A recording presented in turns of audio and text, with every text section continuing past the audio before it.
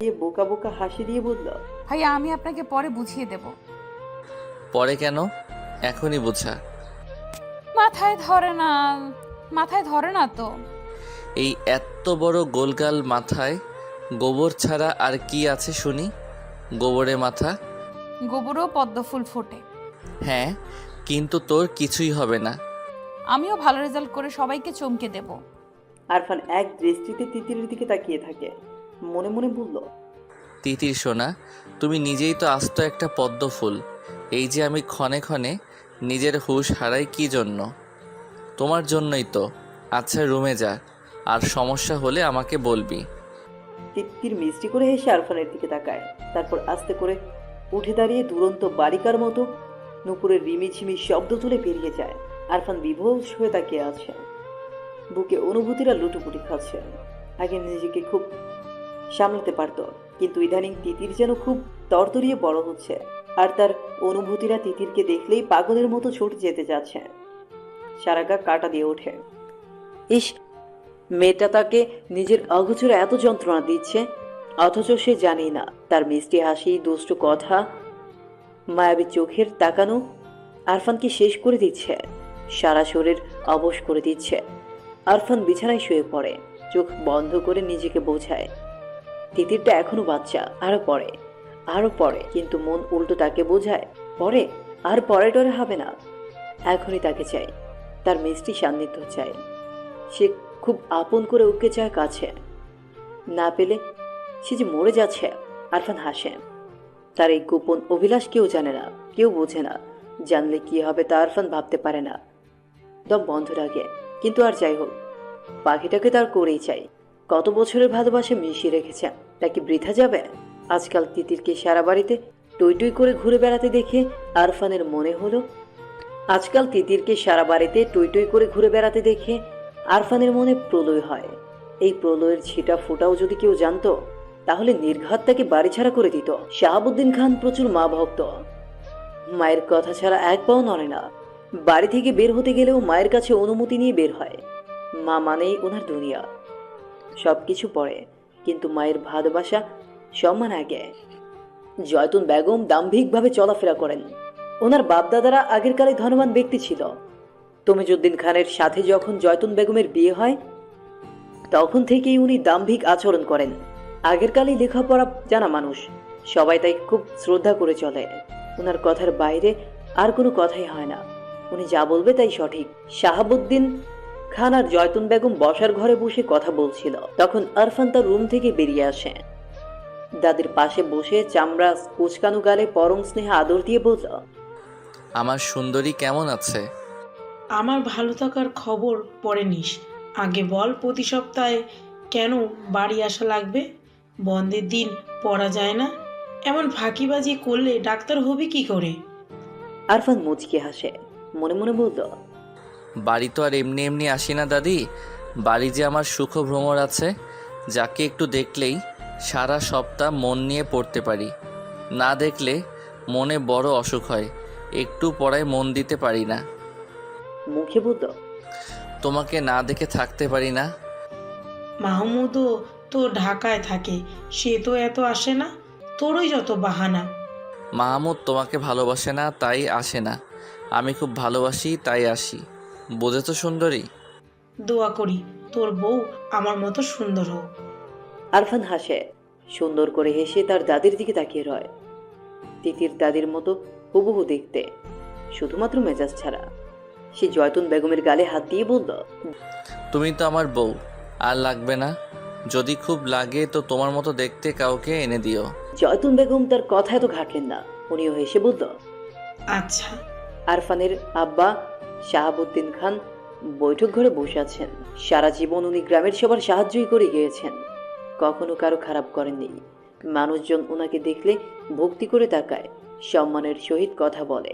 এটাই ওনাকে অনেক শান্তি দেয়। ওনার মনে হয় মানুষের সাহায্য করার মাঝে যে সুখ নিহিত আছে তা অন্য কোনো কাজে নেই। তাই তো ব্যবসা বাণিজ্য সামলানোর পাশাপাশি গ্রামের সবার ভালো মন্দ দেখেন। সাহায্য করা ওনাদের রক্তে মিশে আছে। আরফান ব্যাগ নিয়ে বেরিয়ে আসে। প্রত্যেক সপ্তাহে বাড়িতে গিয়ে তার পড়ায় আসলেই সমস্যা হয়। রাত জেগে পড়া শেষ করা লাগে। কিন্তু সেই বা কি করবে? মনকে তো বোঝাতে পারে না। মনটা আজকাল এত বেপরোয়া হয়ে গেছে যে আটকানো মুশকিল হয়ে যাচ্ছে। আরফান বাড়ি থেকে বেরোচ্ছে, কিন্তু কোথাও তিতিরের দেখা নেই। মেয়েটাকে না দেখিয়ে চলে যাবে? আরফানের বুক পিঞ্জিরায় কেমন ব্যথা ব্যথা অনুভব হয়। সবার থেকে বিদায় নেওয়ার পরেও সে বারবার পেছনে ফিরে তাকাচ্ছে। সে তাকানোতে ছিল মরিয়া হয়ে কাউকে খুঁজে নেওয়া। শাহাবুদ্দিন খান বৈঠক ঘর থেকে ছেলেকে লক্ষ্য করেন। বারবার পেছনে ফিরে তাকানোটা ওনার চোখে লাগে। ছেলে এমন করে বারবার তাকাচ্ছে কেন? উনি গলায় জোর লাগিয়ে আরফানকে ডাকলেন। বাবার ডাক শুনে আরফান সেদিকে এগিয়ে যায়। শাহাবুদ্দিন খান ছেলের দিকে তাকিয়ে থাকে। ছেলেটা যেন হঠাৎ করেই বড় হয়ে গেল। এই তো বছর কয়েক আগেও কাঁধে নিয়ে হেঁটেছেন, অথচ এখন বসে একটু কথাও বলা হয় না। ছেলে মেয়ে বড় হওয়ার সাথে সাথে কি বাবা মায়ের সাথে দ্রুত বেড়ে যায়? শাহাবুদ্দিন অবশ্য ছেলের সাথে মেশার সর্বাত্মক চেষ্টা করেন। আরফান কাছে আসলে উনি বলল, তোমার লেখাপড়া কেমন চলছে আব্বু? ভালো। প্রতি সপ্তাহে বাড়ি আসার কারণ কি? বাবার থেকে পাওয়া এমন প্রশ্নে আরফান থমকে যায়। জুৎসই উত্তর দিতে ভুলে যায়। মিথ্যা সাজিয়ে বলল, বাড়িতে আসলে ভালো লাগে, মন ফ্রেশ থাকে। বাড়িতে আসার চেয়ে লেখাপড়ায় মনোযোগ দেওয়া বেশি জরুরি না? জি। আমি চাই তুমি ভালো ডাক্তার হও আর আমাদের গ্রামের হসপিটালে বসো। জি বাবা। আচ্ছা যাও, বাড়িতে কম আসলেই ভালো হবে। আরফান হেঁটে বাগান পেরিয়ে যায়। গেটের কাছে গিয়ে চোখ পাকিয়ে মুনিয়ার দিকে তাকায়। সে আসলে এই মেয়েকে বুঝতে পারে না। আজব মেয়ে, অথচ এত ছোট। অথচ আরফানের ধারণা এই মেয়ের হাড়ে হাড়ে শয়তানি। এই যে এখন পথে দাঁড়িয়ে হাসি মুখে তার জন্য দাঁড়িয়ে আছে, এসব কেন করে? আরফান বেশ বোঝে, নিজে যেমন আরেকজনের জন্য জাতক পাখির মতো অপেক্ষা করে থাকে, তাকে দেখার জন্য ব্যাকুল মুনিয়ার মাঝে সেই সব দেখতে পায়। আরফান বিরক্ত। দাদির আদরের নাতনি বলে কিছু বলতেও পারে না। সে হেঁটে চলে যায়। মিমিয়াও তার পায়ের সাথে পা মিলিয়ে হাঁটে। আরফান না বোঝার ভান করে বলে, কই যাবি? কোথাও না। বাড়ি যা। মিনিয়া হেসে চলে যায়। মনে মনে ভাবে ভবিষ্যতে আরফানই তার হাজবেন্ড হবে। এখন পাত্তা না দিয়ে লাভ নাই। সুফিয়া খানম সারা জীবন আরামায়েশ করে দিন পার করে দিয়েছেন। বিয়ের পরে কখনো স্বামীর বাড়িতে গিয়ে থাকেননি। বাবার বাড়িতে রাজরানীর মতো জীবন কাটিয়েছে। তার মায়ের উপর কথা বলার সাধ্যি কারণেই। উনি যেমন বলবে তেমনই হবে। দুই ভাইয়ের বউ কখনো শাশুড়ির উপরে কথা বলেন না। বড় বোন হিসেবে দুই ভাই আর ভাইয়ের বউরা বেশ মান্য করেই চলে। আজকাল ওনার মনে এক সুপ্ত বাসনা জন্মেছে। মেয়েকে দূরে বিয়ে দেওয়ার চেয়ে আপন মানুষের কাছে বিয়ে দিয়ে এই বাড়িতে রাখতে পারলে মন্দ হয় না। সুফিয়া খানম নিজের মতো পরিকল্পনা করে রেখেছেন। সময় মতো তা বাস্তবায়ন করতে পিছপা হবেন না। তিতির প্রাইভেট পড়ে বাড়ি ফিরছিল। আনমনে গুনগুন করে গান গাইছে। হঠাৎ রাকিব নামের ছেলেটা তার পথ আটকে দাঁড়ায়। তিতির থমথমে মুখে বলল, পথ আটকিয়েছিস কেন? তোকে কিছু বলার আছে? তিতির আন্দাজ করে নেয় রাকিব নামের ছেলেটা কি বলতে চায়। ক্লাসমেট হিসেবে এতদিন তিতির এইটুকু বুঝতে পেরেছে যে রাকিব আসলে তাকে পছন্দ করে, কিন্তু সাহস করে আগাতে পারছে না। তিতির কিছু কটু কথা বলার জন্য মুখ খুলবে, তখনই দেখে আরফান সিএনজিতে করে যাচ্ছে। রাস্তায় তিতিরকে কোনো ছেলের সাথে কথা বলতে দেখে তার ভ্রু কুঁচকে যায়। আরফানকে দেখে তিতির তার মুখের কথা টুপ করে গিলে নেয়। কটু কথা বলার পরিবর্তে মুখে ফুটে ওঠে মিষ্টি হাসি। চোখের তারায় খেলে যায় এক আকাশ পরিমাণ উৎসাহ। আরফানের হাত মুষ্টিবদ্ধ হয়। চলন্ত গাড়ি থেকে তিতিরের দিকে স্থির দৃষ্টিতে তাকিয়ে থাকে। তিতিরের পাশ দিয়ে গাড়িটা শৌষ গতিতে চলে যাওয়ার পরে তিতির রাকিবকে বলল, শোন, তুই যা ভাবিস তা ভুলে যা। আমার ভাইয়া শুনলে তো হাত পা ভেঙে দেবে। হাত পা ভাঙবে কেন? আমরা কি ফালানো নাকি? ওদের সাথে আত্মহত্যা করার অহম আমাদের আছে। তা হয়তো আছে, কিন্তু আরফান ভাইকে চিনিস? ওনার মার সামলানোর ক্ষমতা নেই। তুই ওনার ভয়ে প্রেম করবি না? তিতির অন্য মনস্ক হয়ে ভাবে, তাই তো উনি কে যে ওনাকে ভয় করে চলতে হবে? তার যেভাবে ইচ্ছা সেভাবেই চলবে। কিন্তু পরক্ষণে মনে পড়ে আরফান ভাই জানতে পারলে তাকে ভয়ানক সব শাস্তি দেবেন। কিছুক্ষণ আগে যেটুকু দেখেছে তাতেই তো অবস্থা বেগতিক হবে। তিতির আর কিছু না বলে হন হন করে বাড়ির উদ্দেশ্যে চলে যায়। বাড়িতে যাওয়ার পরে তিতির ঘুমিয়ে যায়। আরফান বাড়িতে নেই মানে বিন্দাস জীবন। রোজ সন্ধ্যায় কুম্ভকর্ণের মতো ঘুমায়। আরামে ঘুমানোর এক ফাঁকে তার মনে হলো কেউ তার রুমে ঢুকেছে, বিছানার পাশে দাঁড়িয়ে আছে। তিতির চোখ খুলে তাকায়। বিছানার পাশে আরফানকে দাঁড়িয়ে থাকতে দেখে সে লাফিয়ে উঠল, ঝটপট বলল, আপনি জাননি? না। তিতির ভেবেছে আরফান আজকে যা দেখেছে আবার ঢাকা থেকে বাড়ি আসতে আসতে সব ভুলে যাবে। কিন্তু এই বান্দর যে আজকেই ফিরে এসেছে। কিন্তু কেন? তিতির ভ্রু কুঁচকে বলল, কেন? এই কাপড়গুলো ধুয়ে দে। আমাকে দিয়ে কাপড় ধোয়ানোর জন্য আপনি ফিরে এসেছেন? ধুয়ে দিবি কিনা বল। না, জীবনেও না। আমি কি আপনার চাকর নাকি? না, তুই আমার চাকর না, কিন্তু না ধুলে চাচ্চুর কাছে এমন প্যাচ লাগাবো যে বাড়ি থেকে বেরোনো বন্ধ হয়ে যাবে। রাস্তায় ছেলেদের সাথে কথা বলা না। তিতির থমথমে মুখে ওনার দিকে তাকিয়ে আছে। আরফান যে এমন হুমকি দিবে তা জানা ছিল না। এতগুলা কাপড় দিকে তাকিয়ে তিতির বলল, কাপড় ধুয়ে দিলে? কিছু বলবো না। তিতির থমথমে মুখে কাপড় হাতে তুলে নেয়। জীবনে অশান্তি আনার জন্য এই একজনই যথেষ্ট। আরফানের দিকে রক্ত চোখ নিক্ষেপ করে চলে যায়। আরফান তিতিরের বিছানায় শুয়ে পড়ে, ছাদের দিকে দৃষ্টি নিবন্ধ করে বলে, আমাকে ছাড়া অন্য কারোর সাথে কথা বলতে দেখলেও আমার সহ্য হয় না মেয়ে। আর তুমি কি না হেসে হেসে কথা বলার সাহস করো? তুমি নিজেও জানো না আমি কত উন্মাদ হতে পারি। এত বছর ধরে সযত্নে লালন করা ভালোবাসা জমিয়ে রেখেছি কার জন্য? আমি যেমন পাগল হয়েছি তোমাকেও এমন পাগল বানাবো। আরফান দীর্ঘশ্বাস ছাড়ে।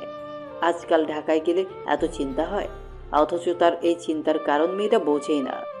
ইস, তার তিতিরটা এত বোকা, একটুও বোঝে না। জানলার গ্রিলে মাথা ঠেকিয়ে দূরে গাছপালার দিকে বেখেয়ালের দৃষ্টি মিলে মারিয়া তাকিয়ে আছে। সে গাছপালা দেখছে নাকি কি দেখছে তার তার দৃষ্টি দেখে বোধগম্য হচ্ছে না। কেননা তার চোখের ভাষা যে বড়ই শূন্য, মুখে আকাশ পরিমাণ ব্যথার ছাপ স্পষ্ট। না পাওয়ার হাহাকারে হৃদয় দগ্ধ। দুটো হলুদ পাখি একটা ডালে বসে আছে। একটা পাখি আরেকটা পাখির ঠোঁটের কাছে ঠোঁট নিয়ে কিচমিচ করাতে দুটো হলুদ পাখি একটা ডালে বসে আছে। একটা পাখি আরেকটা পাখির কাছে ঠোঁট নিয়ে কিচিরমিচির করাতে পাখিটা উড়ে যায়, সাথের পাখিটাও পিছু পিছু যায়। এই দৃশ্যটা দেখে মারিয়া দীর্ঘশ্বাস ফেলে। পাখিটা তো তার ডানার সাহায্যে উড়ে যেতে পারল, কিন্তু সে উড়বে কিভাবে? তার যে যোগাযোগের সব রাস্তাই বন্ধ। এই যে কোনো কথা না, যোগাযোগ না, একলা একলা দিন কাটাচ্ছে, তার কেমন লাগে তা কি নিষ্ঠুর মনের পুরুষ জানে? সবার কাছে শান্ত উপাধি পাওয়া মেয়েটা দরজা আটকে মুখে হাত চেপে কাঁদে। এর অবসান কোথায়? তা কি মাহমুদ জানে? মারিয়া দীর্ঘশ্বাস ছাড়ে। মাহমুদ তার চাচার বড় ছেলে, বর্তমানে ঢাকা ইঞ্জিনিয়ারিং নিয়ে পড়ছে। মারিয়া ছোটবেলায় মাহমুদকে আরফানের মতোই ভাই হিসেবে মানত, কিন্তু বড় হওয়ার পরে বুঝতে পারে সে মাহমুদকে ভাই হিসেবে মানতে পারছে না।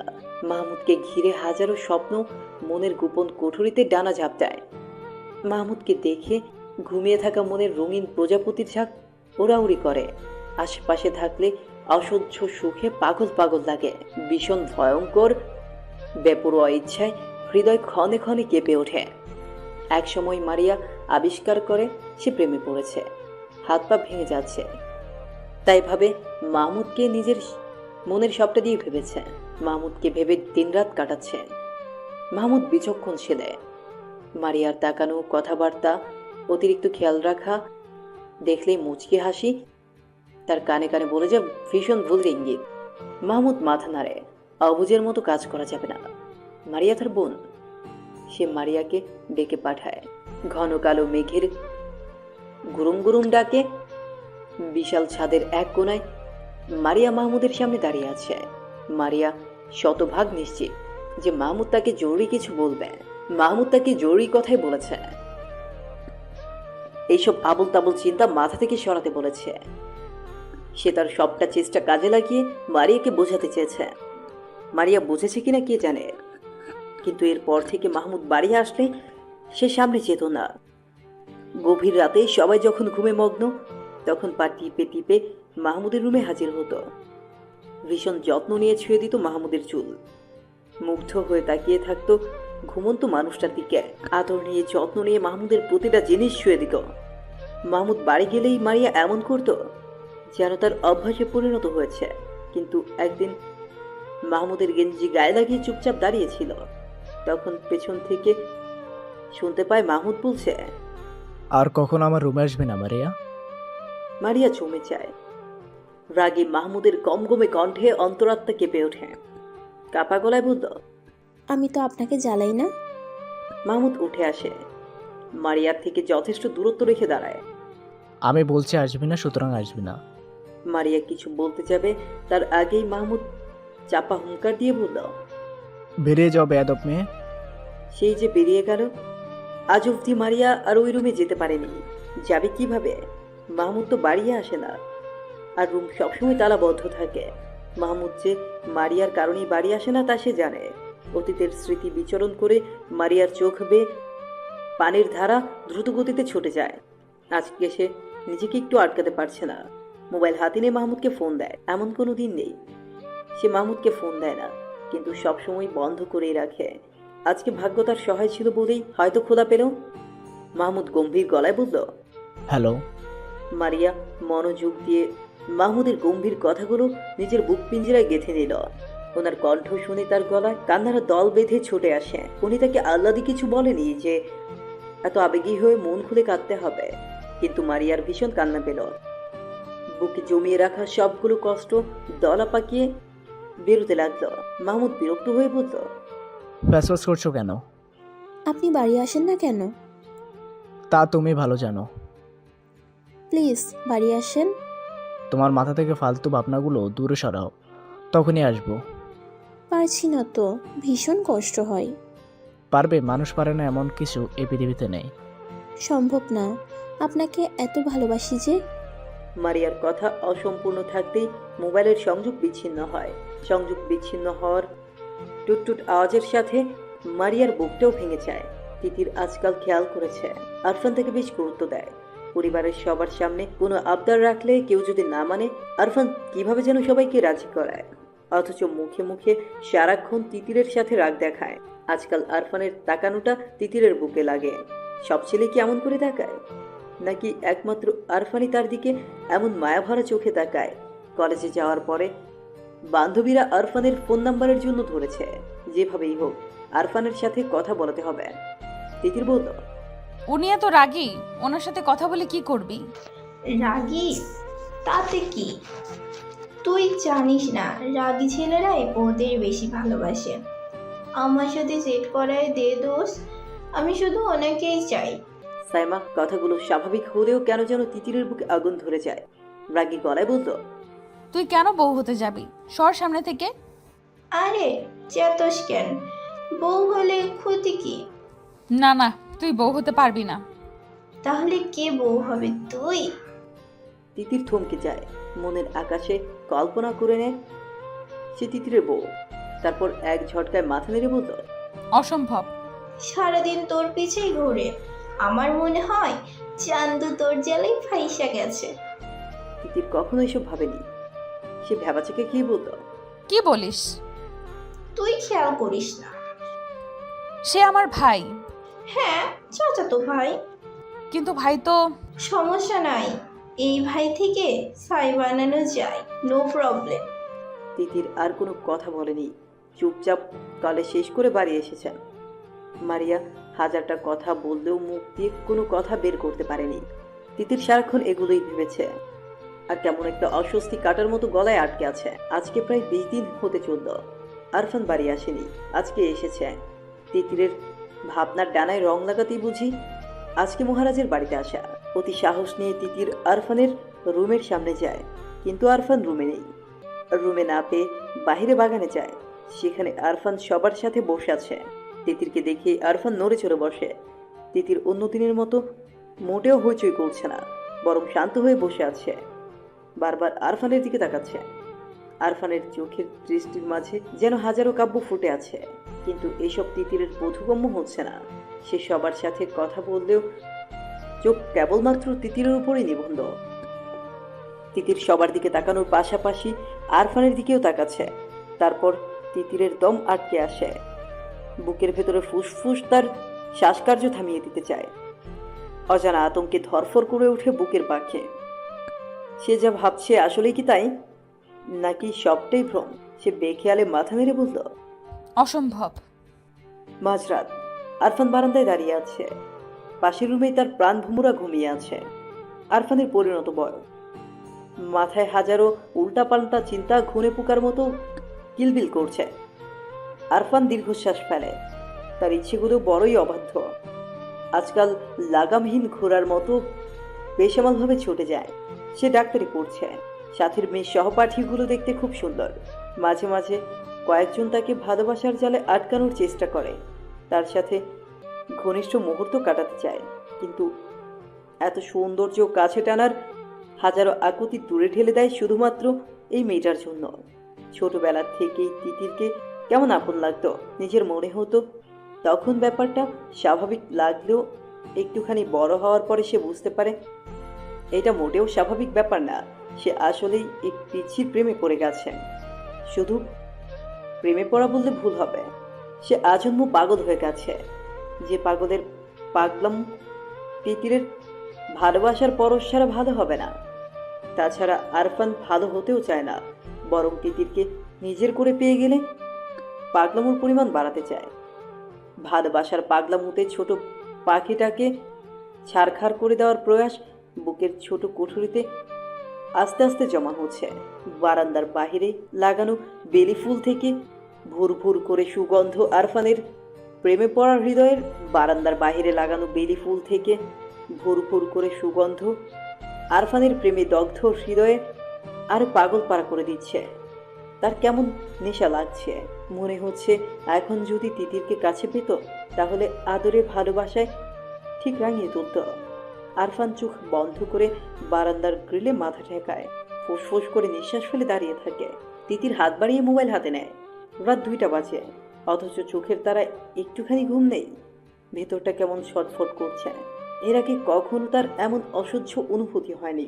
সব সময় নিশ্চিত মনে ঘুমাতে পেরেছে, কিন্তু আজকের রাতটা সম্পূর্ণ অন্য। এতদিন কোন হাবার জগতে বাস করত ভাবতেই কেমন লাগছে। আরফানের শাসন, বকা, অকারণে কথা কাটাকাটি, লুকিয়ে চুরিয়ে দেখা, এসব সে কখনোই খেয়াল করেনি, কিংবা খেয়াল করার কোনো কারণই খুঁজে পায়নি। কিন্তু আজকে বেখেয়ালে তার প্রতি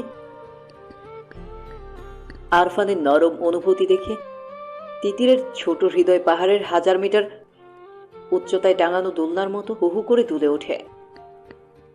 কেমনতর ভয়ে গলা শুকিয়ে আসে। আরফান তার দিকে ভালোবাসার উষ্ণ দৃষ্টিতে তাকায়। ভাবতেই বারংবার চোখ বন্ধ হয়ে যাচ্ছে। এটি কি লজ্জা, নাকি ভয়, নাকি সংশয়?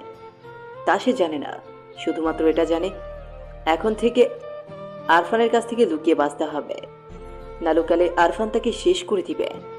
হাজারো চিন্তার অবসান ঘটিয়ে ভোরের দিকে তিতির ঘুমিয়ে যায়। এরপর মাস চলে যায়। আরফান বাড়ি আসলে তিতির আরফানের সামনে যায় না, এক প্রকার লুকিয়ে বাঁচেন। যদি সামনে পড়ে যায় আস্তে করে পাশ কাটিয়ে চলে যায়। তিতিরের এই উপেক্ষা আরফানের চোখে লাগে। আগে বাড়িতে আসলেই তিতিরের হইচই শোনা যেত, আর এখন এমন নিষ্প্রাণ হয়ে থাকে। কেন এই মেয়ে তার বুঝে আসে না। মেয়েটার হঠাৎ এই পরিবর্তন বাড়ির সবাই যেন দেখছেই না, কেননা সবাই বেশ স্বাভাবিক। আরফানের মনে হয় তিতির সবাইকে না, বরং শুধুমাত্র তাকেই উপেক্ষা করছে। আর তিতিরের এমন ব্যবহার তাকে মানসিক অশান্তি দিচ্ছে। বাড়িতে যে শোকটুকুর জন্য আসা হতো তা যেন দুঃখরূপে প্রকাশ পাচ্ছে। রাতের খাবার খাওয়ার জন্য সবাই যখন টেবিলে বসেছে তখন তিতির চুপচাপ নিজের খাবার গলাধকরণ করতে ব্যস্ত। পাশের একজোড়া গাঢ় চোখ যে তাকেই দেখছে সে ব্যাপারে অজ্ঞ হলেও না বোঝার ভান করে জলদি নিজের খাবার খেয়ে যাচ্ছে, যেন টেবিল থেকে যেতে পারলেই বাঁচে। আরফান আর চোখে সবটাই পর্যবেক্ষণ করে। ভয়ের নিশানা খামছে ধরে কলিজা। তার হওয়া পাখি কি অন্য কেউ দখল করে নিল? তা না হলে একটা মেয়ে এত দ্রুত কিভাবে পাল্টে যাবে? সে শুনেছে মেয়েরা প্রেমে পড়লে নাকি পরিবারকে সময় দিতে চায় না, সারা দিন বদ্ধ রুমে থাকতে পছন্দ করে। সবাই খাবার খেয়ে যে যার রুমে চলে যাওয়ার পরে আরফান ছাদে যায়। মোবাইল বের করে তিতিরকে ফোন দেয়। আজকে এর সমাধান বের করবেই। তাকে এত উপেক্ষা কেন? মেয়েটা কি তাকে বাঁচতেই দিবে না? এভাবেই কি বাঁচা যায় না? আজকে এর একটা বিহিত করতে হবে। আরফানের ফোন পেয়ে তিতিরের শ্বাস বন্ধ হয়ে যায়। গত 1 মাস ধরে মনের গোপন ঘরে জন্ম হওয়া ভাবনাটা বেশ যাচাই বাছাই করা হয়েছে, কিন্তু প্রতিবারই পজিটিভ রিপোর্ট পেয়ে ভয়ার কুকড়ে গিয়েছে। আবার নিজেকে এটাও বুঝিয়েছে যেসব মনের ভুল চাচাতো ভাই বোন হয় তারা তাকাতেই পারে, এতে ক্ষতি কি? হয়তো তার আবেগপ্রবণ মন বেশি চিন্তা করে ফেলেছে। 1 মাস যাবৎ সে আরফানকে উপেক্ষা করছে, যদিও আরফান মুখে কিছু বলেনি, কিন্তু তার সুচালো দৃষ্টি তিতির ঠিকই দেখেছে। তারপরেও সে আগের মতো স্বাভাবিক হতে পারেনি। আরফানের কথা ভাবতে ভাবতে তিতিরের মনে হাজারো দুষ্টচিন্তা এলোমেলো ঘুরে যায়। লজ্জায় কাঁপিয়ে দিয়ে যায় তিতিরের ছোট দেহ। তিতির আবারও ফোনের রিমিঝিমি শব্দে চমকে ওঠে। আরফান এই নিয়ে 15 বার ফোন দিল, কিন্তু একবারও তিতির ফোন ওঠায়নি। সে ফোন যেমন ওঠাবে না, তেমন আরফানও যেন ফোন দেওয়া বন্ধ করবে না। অগত্যা নিরুপায় হয়ে তিতির ফোনটা রিসিভ করে কানের সাথে লাগিয়ে নেয়। ওপাশ থেকে ঘন গলায় এক পুরুষালী কণ্ঠ কেমন মায়া ভরা আবেগ মিশিয়ে ডাকে, তিতির। আরফানের এমন নেশা মাখা ঘন গলার স্বর তিতিরের আগে কখনো শোনার ভাগ্য হয়নি, অথবা এমন করে শোনেনি। আজকে আরফানের গলার স্বর শুনে তিতিরের কেমন কেঁপে ওঠে। বুকের হৃৎপিণ্ড ধিমধিম করে তার গতিবেগ বাড়িয়ে দেয়। এক মুহূর্তে গলার থেকে পুরো মুখ শুকিয়ে কাঠ হয়ে যায়। কথা বলার সর্বশক্তি যেন নিমিষে উধাও হয়ে যায়। আচ্ছা, সে কি ডাক্তারের প্রেমে পড়ে যাচ্ছে? নিজের আবল তাবল চিন্তায় নিজেই মূর্ছা যায়। হুঁশ ফিরে আরফানের কথায়, আমার কথা শুনতে পাচ্ছিস? হ্যালো তিতির, জি বলুন। কি করছিস? পড়ছি, সামনে পরীক্ষা তো তাই। ভালো মেয়ে হয়ে গেছিস। আরফানের কথায় তিতির কি প্রতি উত্তর দিবে ভেবে পেল না।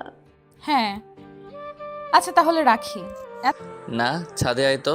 এত রাতে? হ্যাঁ, কোনো সমস্যা?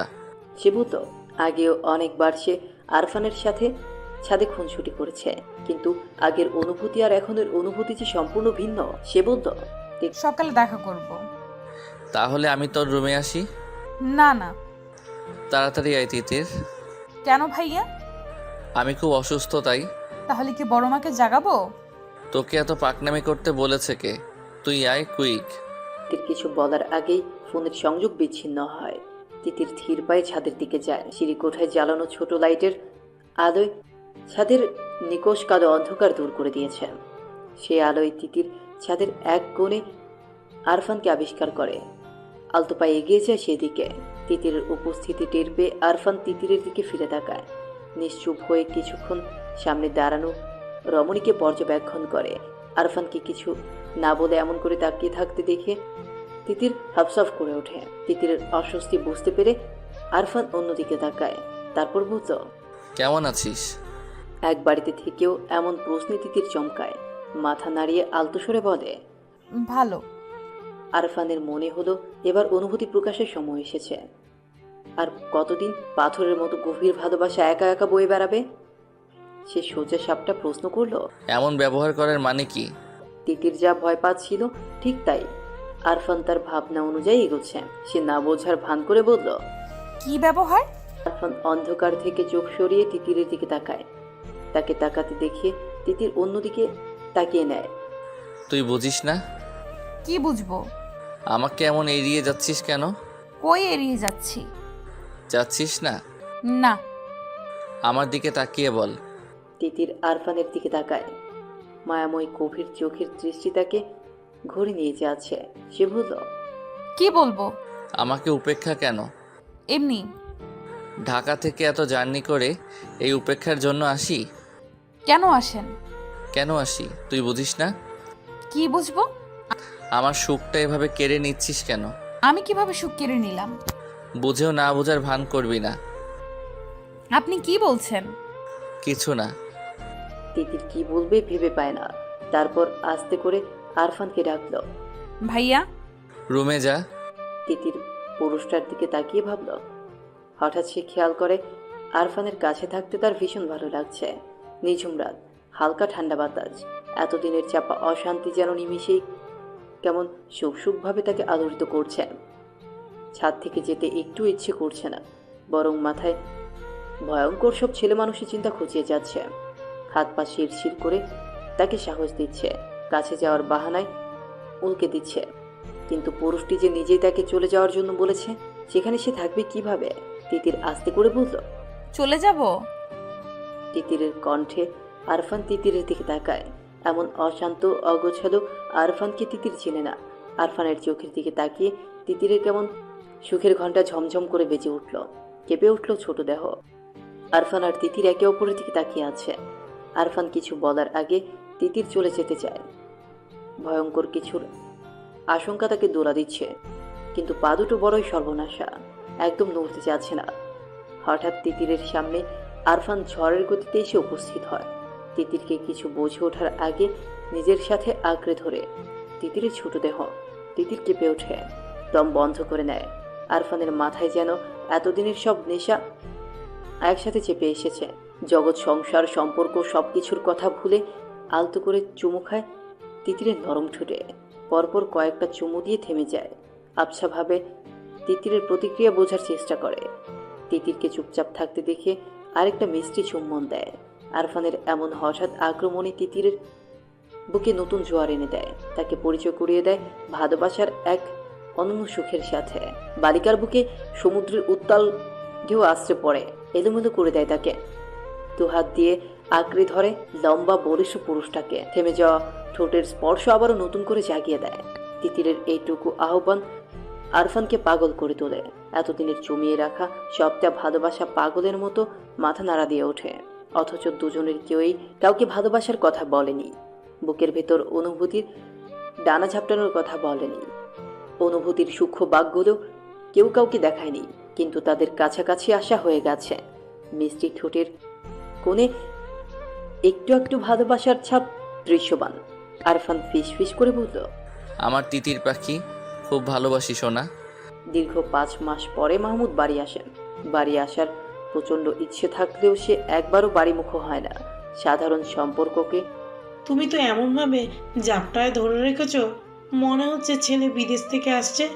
যাও, নাস্তা বানাও। ছেলেটা সারা রাত জার্নি করে আসছে। দানিয়া আক্তার মাহমুদের দিকে তাকায়। উনি মাহমুদকে জন্ম দিয়েছেন, অথচ ছেলে লম্বায় ওনাকেও ছাড়িয়ে গেছে। মায়াভরা হাতে ছেলের গালে হাত দিয়ে বলল, আপনি এসব বুঝবেন না আম্মা। ছোট ছেলের বউয়ের কথাটা জয়তুন বেগমের ঠিক পছন্দ হলো না। উনি ভ্রু কুঁচকে বল, না না, আমি বুঝবো কেন? আমি কি আর সন্তান জন্ম দিয়েছি? সন্তান তো শুধুমাত্র তোমরাই জন্ম দিয়েছো।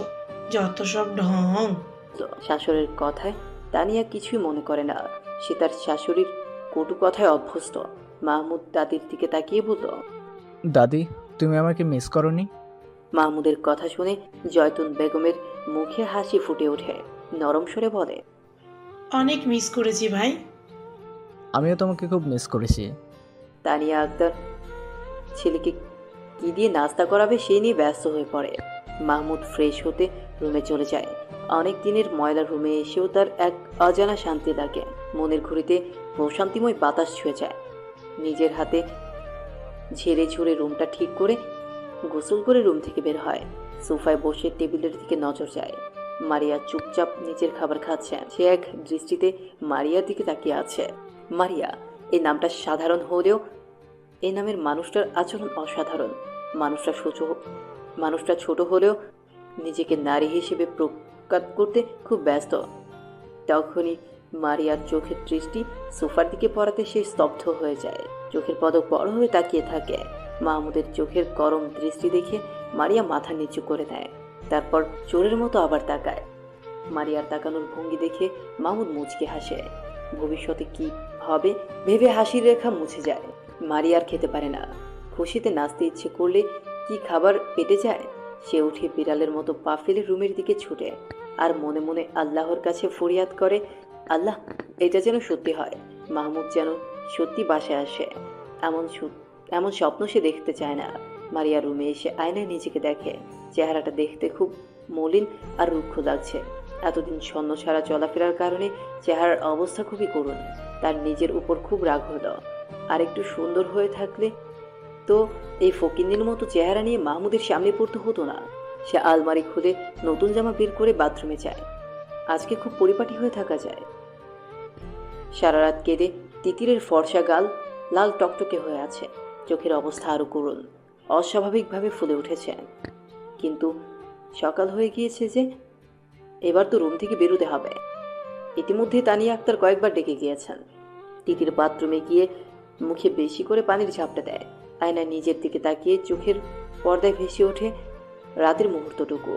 ইচ্ছায় হোক আর অনিচ্ছায় হোক, হঠাৎ হয়ে যাওয়া কাজটায় দুজনেই বিব্রত হয়। আরফান তিতিরের দিকে তাকিয়ে কিছু বলবে, তার আগে তিতির এক অভাবনীয় কাজ করে ফেলে। রাগে দুঃখে আরফানকে এক থাপ্পড় দিয়ে দূরে সরিয়ে দেয়। ভালোবাসার কথা না বলে এমন করে ছুঁয়ে দেওয়ার সাহস হলো কি করে? অথচ ভুলে গেল আরফানের স্পর্শে সে নিজেও সাড়া দিয়েছিল, তাই তো আরফান গভীরভাবে ছুঁয়েছে। তিতিরের এমন কাজে আরফান হতভম্ব হয়ে গেছে। হাত দিয়ে গাল ছুঁয়ে ফ্যাল ফ্যাল করে তিতিরের দিকে তাকিয়ে আছে। তিতির হিস করে বলল, আমি খুব খারাপ, আপনি খুব খারাপ। তুই খারাপ না। তিতিরের বিবেক প্রশ্নের উত্তর জানে, কিন্তু মানতে নারাজ। সে ফুপিয়ে ওঠে, কান্নার তোরে কেঁপে ওঠে, মাথা নেড়ে বলল, অসভ্য লোক। আরফান হতভাগ, কি বলবে মাথায় আসে না। সে অসহায় গলায় বলল, তুইও তো ঝাপটে ধরলি তিতির। কান্নারত অবস্থায় তিতির নিচে চলে যায়। ছাদের পরিবেশ ততক্ষণে থমথমে রূপ ধারণ করেছে। ঠান্ডা ঝিরিঝিরি বাতাসে স্তব্ধ আরফানকে বিবেকের চরম দংশনে রেখে তিতির পালিয়ে যায়। রেখে যায় আরফানকে। ফজরের আজানের পরে আরফান ব্যাগ হাতে রুম থেকে বেরোয়। মায়ের কাছে বিদায় নিয়ে ঢাকার উদ্দেশ্যে বেরিয়ে পড়ে। এত সকালে কেন যাচ্ছে এই নিয়ে হাজারো প্রশ্ন করে সালমা বেগম। আরফান জানায় তার জরুরি কাজ পড়ে গিয়েছে, না গেলে হবে না, তাই এত সকালে যাওয়া। সালমা বেগম আর এত ঘাটালেন না। আরফান অরুণচণ্ডী স্বভাবের, তার কাজে তাই কোনো সন্দেহের লেশমাত্র রইল না। সারা রাস্তা আরফানের মুখ থমথমে হয়েছিল। কখন যেন চোখ জ্বালা করতে করতে লাল টকটকে হয়ে গিয়েছে। সে কি আসলেই সুযোগ নিয়েছে? আর তিতির যে তাকে আঁকড়ে ধরে আরো কাছে টানলো সেটা? তিতির রুম থেকে বেরিয়ে পুরুষ অবয়ব কাউকে বসে থাকতে দেখে ভাবলো এটা আরফান। মাথা নিচু করে পাশ কাটিয়ে চলে যেতে চাইলে তখন সামনে থাকা পুরুষ তাকে ডাকে। চিরপরিচিত ভাইয়ের কণ্ঠ শুনে তিতির চমকে যায়। মাথা তুলে ভাইয়ের দিকে তাকিয়ে খুশিতে হাসে। মাহমুদ হাত ধরে আদুরের বোনকে পাশে বসায়। বোনের চেহারার দিকে ভ্রু কুঁচকে তাকিয়ে বলল, কি খবর তিতির পাখি? ভালো। তুমি এতদিন আসোনি কেন ভাইয়া? তিতিরের লাল চোখ জোড়া মাহমুদের নজর এড়ায় না। সে সন্ধানে চোখে তাকিয়ে বলল, কি খবর তিতির পাখির? এখন আসলাম। কেঁদেছিস কেন? কাঁদিনি। প্রেমে পড়েছিস? তিতির চমকে যায়, কথা বলার ভাষা হারায়। তানিয়া আক্তার নাস্তা প্লেট নিয়ে দুই ভাই বোনের দিকে এগিয়ে আসেন। উনি আসাতে তিতির ছাড়া পায়। আসন্ন বিপদ থেকে যেন স্বয়ং আল্লাহ তাকে বাঁচিয়ে দিল। উনি এসে মাহমুদকে খাওয়াতে ব্যস্ত হয়ে পড়েন। তিতির আস্তে করে কেটে পড়ে। বড়মার কাছে জানতে পারে যে আরফান ভোরে ঢাকায় চলে গিয়েছে। মাহমুদ এসেছে, অথচ আরফান চলে গেল। দুই ভাইয়ের দেখা হলো না, তাই ওনার খারাপ লাগছে। আরফান চলে গিয়েছে এই কথাটা জানার পর থেকে তিতিরের মন খারাপের ওজন যেন আরো বেড়ে যায়। দোষ তো আরফানের একার ছিল না, দোষ তিতিরেরও ছিল। কিন্তু সে কিনা সবটা দোষ আরফানকে দিয়ে এত পরিমাণ দোষী বানিয়ে দিল যে ছেলেটা বাড়ি থেকেই চলে গেল। তিতিরের দম বন্ধ হয়ে আসে। কান্নারা গলায় দলা পাকিয়ে ওঠে। কান্না লুকাতে সবার অগোচরে সে রুমে চলে আসে। তারপর বাদ ভাঙে কান্নারা। ছুটে চলে অবিরাম গতিতে। রাত 12টা। গ্রামের পরিবেশ এইটুকু রাতেই চারদিক নিঝুম নিস্তব্ধ হয়ে গেছে। মাহমুদ বিছানায় আধশোয়া হয়ে মোবাইল দেখছে। তার দৃষ্টি বারবার দরজার দিকে চলে যাচ্ছে। সে জানে মেয়েটা আসবে। কেন এমন ধারণা হচ্ছে সেটা জানা নেই, কিন্তু সেই ধারণার উপর ভিত্তি করে সে দরজা লাগায়নি, হালকা করে ভিজিয়ে রেখেছে। চোখের দৃষ্টি মোবাইলের উপর নিবন্ধ হলেও মনের চোখ বারংবার দরজার দিকে তাকাচ্ছে। তখনই দরজা খুলে গেল। হলুদ রাঙা 3 পিস পরে মারিয়া রুমে প্রবেশ করে। মাহমুদের দিকে এক পলক তাকিয়ে দরজা আটকে দেয়। মারিয়ার সাহস দেখে মাহমুদ অবাক হয়। এতদিনে দরজা লাগানোর সাহস সঞ্চয় করে ফেলেছে। না, উন্নতি হয়েছে তো। দরজা লাগিয়ে মারিয়া এক পাও এগিয়ে আসে না। দরজার সামনে থেকেই মাহমুদের দিকে তাকিয়ে আছে। মাহমুদ হাতের মোবাইল বিছানায় রেখে মারিয়াকে বিব্রত করতে কিনা এক দৃষ্টিতে মারিয়ার দিকে তাকিয়ে থাকে, কিন্তু মারিয়া বিব্রত হয় না, বরং দু কদম এগিয়ে আসে। মাহমুদ বলল, কি সমস্যা? সেটা তো আপনি বলবেন। কি বলবো? আপনার কি সমস্যা? আমার তো কোনো সমস্যা নেই। যদি সমস্যা নাই থাকে তাহলে সবাইকে ভালো মন্দ জিজ্ঞেস করলেন, অথচ সারাদিনে একবারও আমাকে জিজ্ঞেস করলেন না আমি কেমন আছি। তোকে দেখে মনে হয় তুই খুবই ভালো আছিস, এটা জিজ্ঞাসা করবো কি? আমাকে দেখে আপনার ভালো আছি বলে মনে হলো, হ্যাঁ। অথচ আমি একটুও ভালো নেই। কেন? মারিয়া চুপচাপ দাঁড়িয়ে থাকে। মাহমুদ বিছানা থেকে নেমে আসলো। মারিয়ার কাছাকাছি দাঁড়াতে মারিয়া বলল, আপনি সব বুঝেও না বুঝার ভান করেন কেন? কারণ এই বেশি বোঝাটা ভালো কিছু বয়ে আনবে না, তাই। ভালো কিছুও তো হতে পারে। পারে না। মারিয়ার চোখের কোণে পানি টলমল করে উঠল, বুকে ব্যথা হয়। ফিসফিস করে বলল, মাহমুদ ভাই। মারিয়ার কথা শেষ করার আগেই তাকে থামিয়ে মাহমুদ বলে, এত রাত আমার রুমে এসেছিস কেন? কেউ দেখলে তখন কেলেঙ্কারি হয়ে যাবে। মারিয়ার হঠাৎ এক অপ্রীতিকর কাজ করে বসে। হাঁটু মুড়ে মাহমুদের পা আঁকড়ে ধরে বলল, আপনি আমাকে এত অবহেলা করবেন না প্লিজ। আমার মনে হয় আমি মরে যাব। মারিয়ার কাছে মাহমুদ বিব্রত হয়, হাত দিয়ে মারিয়াকে ওঠাতে চায়। মারিয়া কান্না ভেজা গলায় বলল, এত ভালোবাসা আপনার চোখে পড়ছে না? কথা দিচ্ছি আমার মতো করে দুনিয়ার আর কেউ আপনাকে ভালোবাসবে না। মাহমুদের বুকটা কেমন খা খা করে ওঠে। মারিয়ার কান্না তার একদম ভালো লাগে না। সে মারিয়াকে টেনে তোলে। এই প্রথমবারের জন্য মারিয়ার চোখের পানি পরম যত্নে মুছে দেয়। আস্তে করে বলে, আবার কান্নাকাটি কেন? মারিয়া কোনো কথা বলে না। মাহমুদ খুব কাছে থেকে মারিয়াকে দেখে, উপলব্ধি করে সে হারিয়ে গেছে। কবে হারিয়েছে সেটা না জানা থাকলেও এটুকু বুঝতে পারছে অনেক আগেই গোপন কুঠুরিতে এই নারী জায়গা করে নিয়েছে। সে আস্তে করে বলল, এখন রুমে যা। মারিয়ার বেহায়া হওয়ার সাহস করে না, চুপচাপ রুমে চলে যায়। সকালে নাস্তার টেবিলে সবাই উপস্থিত। শাহাবুদ্দিন খান মাহমুদকে ছোটবেলা থেকেই খুব আদর করে। নিজের কাঁধে করে কত হেঁটেছেন তার কোনো হিসাব নেই। মাহমুদকে কখনো ভাইয়ের ছেলে মনে করেননি। মাহমুদও তার বড় আব্বুর সব কথা খুব শোনে। দুজনের সম্পর্ক খুবই সহজ। শাহাবুদ্দিন খান বললেন, পড়ালেখা তো শেষ করে নিচ্ছিস, এবার আমাদের একটু খুশি টুশি এনে দে। মাহমুদ শাহাবুদ্দিন খানের দিকে তাকিয়ে কথাটা বোঝার চেষ্টা করেন। সবার মুখে মিটি মিটি হাসি দেখে বড় আব্বুর কথাটা বোধগম্য হয়। কথাটা বুঝেই মাহমুদ হেসে ওঠে। ওর হাসি দেখে জয়তুন বেগম বলল, হাসলে হবে না, এবার বিয়ে করে আমাদেরও একটু হাসা। এত এত তাড়াতাড়ি বিয়ে করবো কেন? কেন, তোর বিয়ের বয়স হয়নি? না। তোর কোনো পছন্দ আছে? মাহমুদের চোখের তারায় মারিয়ার কান্না ভেজা মুখটা ভেসে ওঠে, কিন্তু সে মাথা নেড়ে বলল, না, আমার কোনো পছন্দ নেই। তাহলে আমরা দেখব। দেখুন, গ্রামের আকবর আলীর নাতনিকে দেখলাম, বেশ ভালো লাগলো। আজকে বিকালে এই মেয়েটাকে দেখতে যাব। আচ্ছা। এত সব কথাগুলো সবাই হাসি মুখে শুনলেও মারিয়ার মুখের ভাব হাসি হাসি রইল না। সে আস্তে করে উঠে গেল, চুপচাপ দরজা আটকে দিল। এত হাসি খুশির মাঝে মারিয়াকে কেউ লক্ষ্য করল না। দুপুর গড়িয়ে সন্ধ্যা নেমে এলো। শাহাবুদ্দিন খান, মহিবুল্লাহ আর জয়তুন বেগম আকবর আলীর বাড়ি যাওয়ার প্রস্তুতি নিচ্ছে। এর মাঝে মারিয়ার আম্মা সালমা বেগম হন্তদন্ত হয়ে ছুটে আসেন। কান্না জড়িত গলায় বলে, সেই সকাল থেকে মারিয়ার রুমের দরজা আটকে আছে। দুপুর গড়িয়ে সন্ধ্যা নামলো, এখনও তো দরজা খুলছে না। এই পর্যন্ত 1000বার ডাকা হয়ে গেছে। ঘুমাচ্ছে হয়তো। মারিয়ার ঘুম খুব পাতলা, একবার ডাকলেই উঠে যায়। এবার সবাই চিন্তিত হয়। কোনো উপায় না দেখে কাঠের দরজা ভেঙে ভেতরে ঢুকলো। ভেতরে ঢুকে মারিয়াকে ঘুমন্ত অবস্থায় পায়। তাকে জাগানোর চেষ্টা করলেও সে জাগে না। অবস্থা খারাপ দেখে মারিয়াকে হাসপাতালে নেওয়া হয়।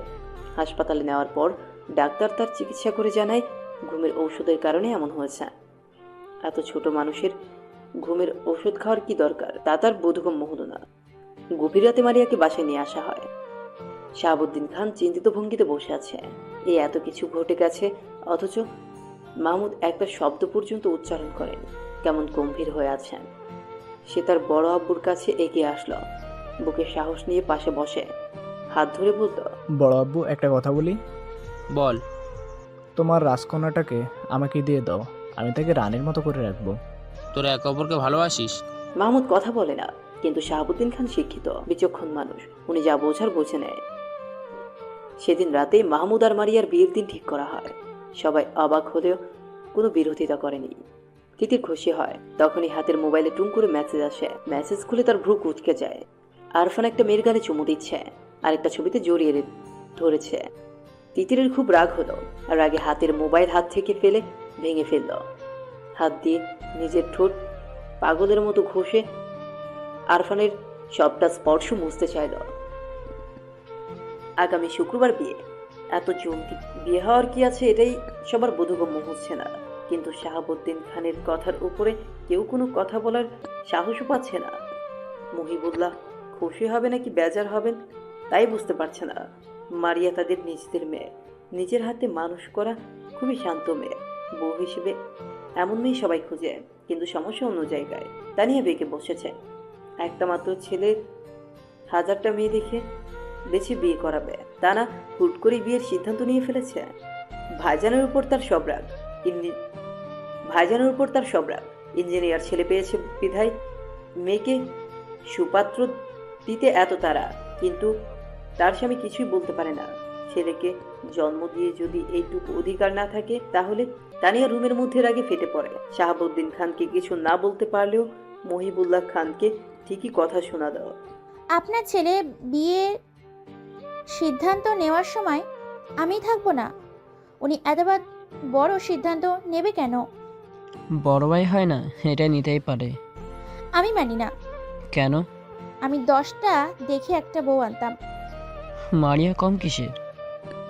তানিয়া তুমি চায়, মারিয়া কোনো কিছুতেই কম না, কিন্তু ছেলেকে যাচাই বাছাই করে বিয়ে করানোর খায়েশটা যে অপূর্ণই থেকে যাবে। মাহমুদ কি রাজি? আজকালকার যুগে ছেলে মেয়ের অমতে এইসব মাতবাড়ি করা ভালো না।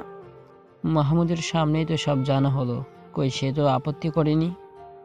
হয়তো ওনার ভয়ে কিছু বলেনি। তুমি একবার ভাইয়ের সাথে কথা বলো। বাবা মায়ের রুম থেকে উচ্চ কণ্ঠ শুনে মাহমুদ সেদিকে যায়। দরজা খুলে মাথা ঢুকিয়ে হেসে বলে, আসবো আম্মা? হঠাৎ ছেলেকে দেখে দুজনেই বিব্রত বোধ করে। মাহমুদ রুমে ঢুকে আয়েশ করে বিছানায় বসে বলল, হ্যাঁ, এবার বলো। তুই রাজি? আমি রাজি না হলে কি বিয়ে ঠিক হতো? তুই রাজি? মারিয়াকে আমার খুব ভালো লাগে। তোমরা যেটা কখনো বুঝতে পারোনি সেটা বড় আব্বু বলছে, আর আমি চাই না তোমরা দুজনে এটা নিয়ে আর ঝগড়া করো। রুমের বাইরে থেকে সব স্পষ্ট শোনা যায়, সবাই খারাপ ভাবছে। মাহমুদ চলে যায়। তারপর থেকে মহিবুল্লাহ আর তানিয়া ব্যস্ত হাতে বিয়ের শপিং করে। সব আয়োজনে যেন কমতি না হয় সে খেয়াল রাখে। ছেলে যেহেতু পছন্দ করে, তাহলে আর না করে লাভ কি? ভাইয়ের বিয়েতে তিতিরের খুশির অন্ত নেই, তাও কার সাথে? তার একমাত্র চাচাতো বোনের সাথে। বিয়ের বাকি মাত্র 2 দিন। এই 2 দিন তিতির নিজেকে খুব ব্যস্ত রেখেছে, কিন্তু বেহা এমন শুভ পুরুষের জন্য আলোচনা করে উঠেছে। সে শতভাগ শিওর যে আরফানের দেওয়া ছবিটা এডিট করা। আজকালকার যুগে এসে এইটুকু বোঝার ক্ষমতা তিতিরের আছে, কিন্তু তাকে এসব পাঠানোর মানে কি? কি বোঝাতে চায় বলটা? সে যে অভিমান করে আছে তা কি বোঝে না? মেয়েরা অভিমান করলে কি করতে হয় জানে না নাকি? ডাক্তার হচ্ছে, প্রচুর ডাক্তার হচ্ছে, মেয়েদের মনই বোঝে না সে নাকি আবার অপারেশন করবে। তিতিরের ভাবনার মাঝে পানি ঢেলে মিমিয়া তার রুমে আসে। তিতিরের পাশে বসে বলল, এরপর তো তোমার পালা আপু, কেমন লাগছে? পাকনা কথা বলবি না। পাকনার কথা কই বললাম? তাছাড়া তোমার আর কি লাগবে? বিয়ে তো আর দূরে হবে না, বিয়ে এই বাড়িতেই তো হবে। কি? নিমিয়া যেভাবে ছুটে এসেছিল আবার সেভাবেই ছুটে চলে যায়। তিতির ভাবে, নিমিয়া কি তার আর আরফানের কথা জানতে পেরেছে? না পারলে এসব বলবে কেন? তিতির চিন্তিত হয়। আরফান আর তার ব্যাপারটা কারো জানার কথা না। কালকে বিয়ে, আরফান মারিয়ার বড় ভাই, সে হিসেবে তার সবার আগে থাকার কথা ছিল, কিন্তু জোরে ক্লাসের জন্য যেতে পারেনি। এমন হুট করেই বা কেন মারিয়ার বিয়ে ঠিক করা হলো সেটাও বুঝে আসে না। পাত্রকে? পাত্র তারই ভাই মাহমুদ। আরফানের কাছে সব ব্যাপারটাই কেমন লাগে। কিন্তু মাহমুদ পাত্র হিসেবে যথেষ্ট ভালো। এই দিকটা দিয়ে অবশ্য ভালো হয়েছে। আর খারাপ দিকটা হলো তিতিরের সাথে কথা হচ্ছে না, তার স্বস্তি লাগছে না। সেদিন রাগের মাথায় ভুলভাল ছবি পাঠালেও পরে মনে হয়েছে কাজটা ঠিক হয়নি।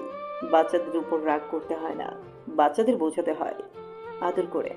আদরের প্রসঙ্গ আসাতেই তার হাত গালে চলে যায়। বাচ্চাটাকে আদর করতে গিয়েই থাপ্পড় খেয়েছে। হুই, তিতির তো একবারও ফোন করে সরি বললো না। আবার তার মাঝে অভিমানের দেয়াল টুই টুই করে বেড়ে যায়। বাড়ি এসে পুরো দমে কাজে লেগে পড়ে। ভুল করেও তিতিরের দিকে তাকায় না, কিন্তু কতক্ষণ না তাকিয়ে থাকা যায়। তিতির আশেপাশে থাকলে তার চোখ যেন চুম্বকের মতো টেনে ধরে। এই যে কালো 3 পিস পরে কেমন হেঁটে যাচ্ছে, তাকে দেখেও দেখছে না। আরফান ফোঁস করে শ্বাস ফেলে। তিতিরের যাওয়ার পানে তাকিয়ে থাকে, মনে মনে বলে, তোর খবর আছে তিতির? ছোটবেলা থেকেই লেখাপড়া ভালো লাগতো না আরশের, তাই তো মেট্রিক পাস করার পরে সিঙ্গাপুর চলে যায়। এই তো এই বছর প্রবাস জীবনের 5 বছরে পা দিল। বাড়িতে বিয়ের উৎসব, তাই এবার তাকে আসতেই হলো। তাছাড়া মাহমুদ তার ছোট হয়ে কিনা তার আগে বিয়ে করে ফেলছে। এই লজ্জাজনক কথা ঢাকতে হলেও তাকে এবার দেশমুখ হতেই হলো। সকালে বাড়িতে এসে পৌঁছেছে। বিয়ের বাড়ি বেশ ঝাঁকানাকা করে সাজানো, দেখি বিয়ে বিয়ে ফিল হচ্ছে। কালকে বিয়ে, আর আজকে সে এলো। তার আশা নিয়েও বাড়িতে একটা হইচই বেঁধে গেছে। বাড়ির সব কিছুই আরও সে ঠিক লাগলো না। শুধুমাত্র তিতিরকে এত বড় হয়ে গেছে, আর দেখতেও একদম পরীর মতো সুন্দর। আরশের মনে হচ্ছে সে প্রথম দেখায় প্রেমে পড়ে গেছে। মাহমুদের বিয়েটা শেষ হলেই একটা ব্যবস্থা নিতে হবে। সে কখনোই ভাবেনি বাড়ি এসে এমন একটা পরী দেখা পাবে। বাড়িতে বিয়ের আমেজ লেগেছে ঠিক আছে, কিন্তু ঠিক নেই মারিয়া। সেদিন রাগের বশে ঘুমের ওষুধ খেলেও তাকে কেউ কোনো প্রশ্ন করেনি, বরং প্রশ্নের বদলে শুনতে হয়েছে বিয়ের সংবাদ। খুশি হবে নাকি কি করবে সে বুঝে উঠতে পারেনি। বিয়ে ঠিক হওয়ার পরে মারিয়া মাহমুদের সাথে কথা বলার চেষ্টা করেছে, কিন্তু প্রতিবারই তার সাথে মাহমুদ 2 শব্দটি পর্যন্ত উচ্চারণ করেনি। মারিয়া বুঝতে পারছে না এই মুহূর্তে তার কি করা দরকার। হলুদের অনুষ্ঠানে তিতির মনে সবটা রং দিয়ে সাজলো। বারবার আরফানের সামনে দিয়ে হেঁটে হেঁটে গেল। আরফানকে দেখিয়ে আরশের সাথে বসে গল্প করলো। আর এটাও লক্ষ্য করলো আরশ তার দিকে কেমন ড্যাব ড্যাব করে তাকিয়ে থাকে। চোখে মুগ্ধতার ছোঁয়া স্পষ্ট ফুটে উঠেছে। ছেলেদের এমন চোখের দৃষ্টি তিতিরের কেমন লাগে।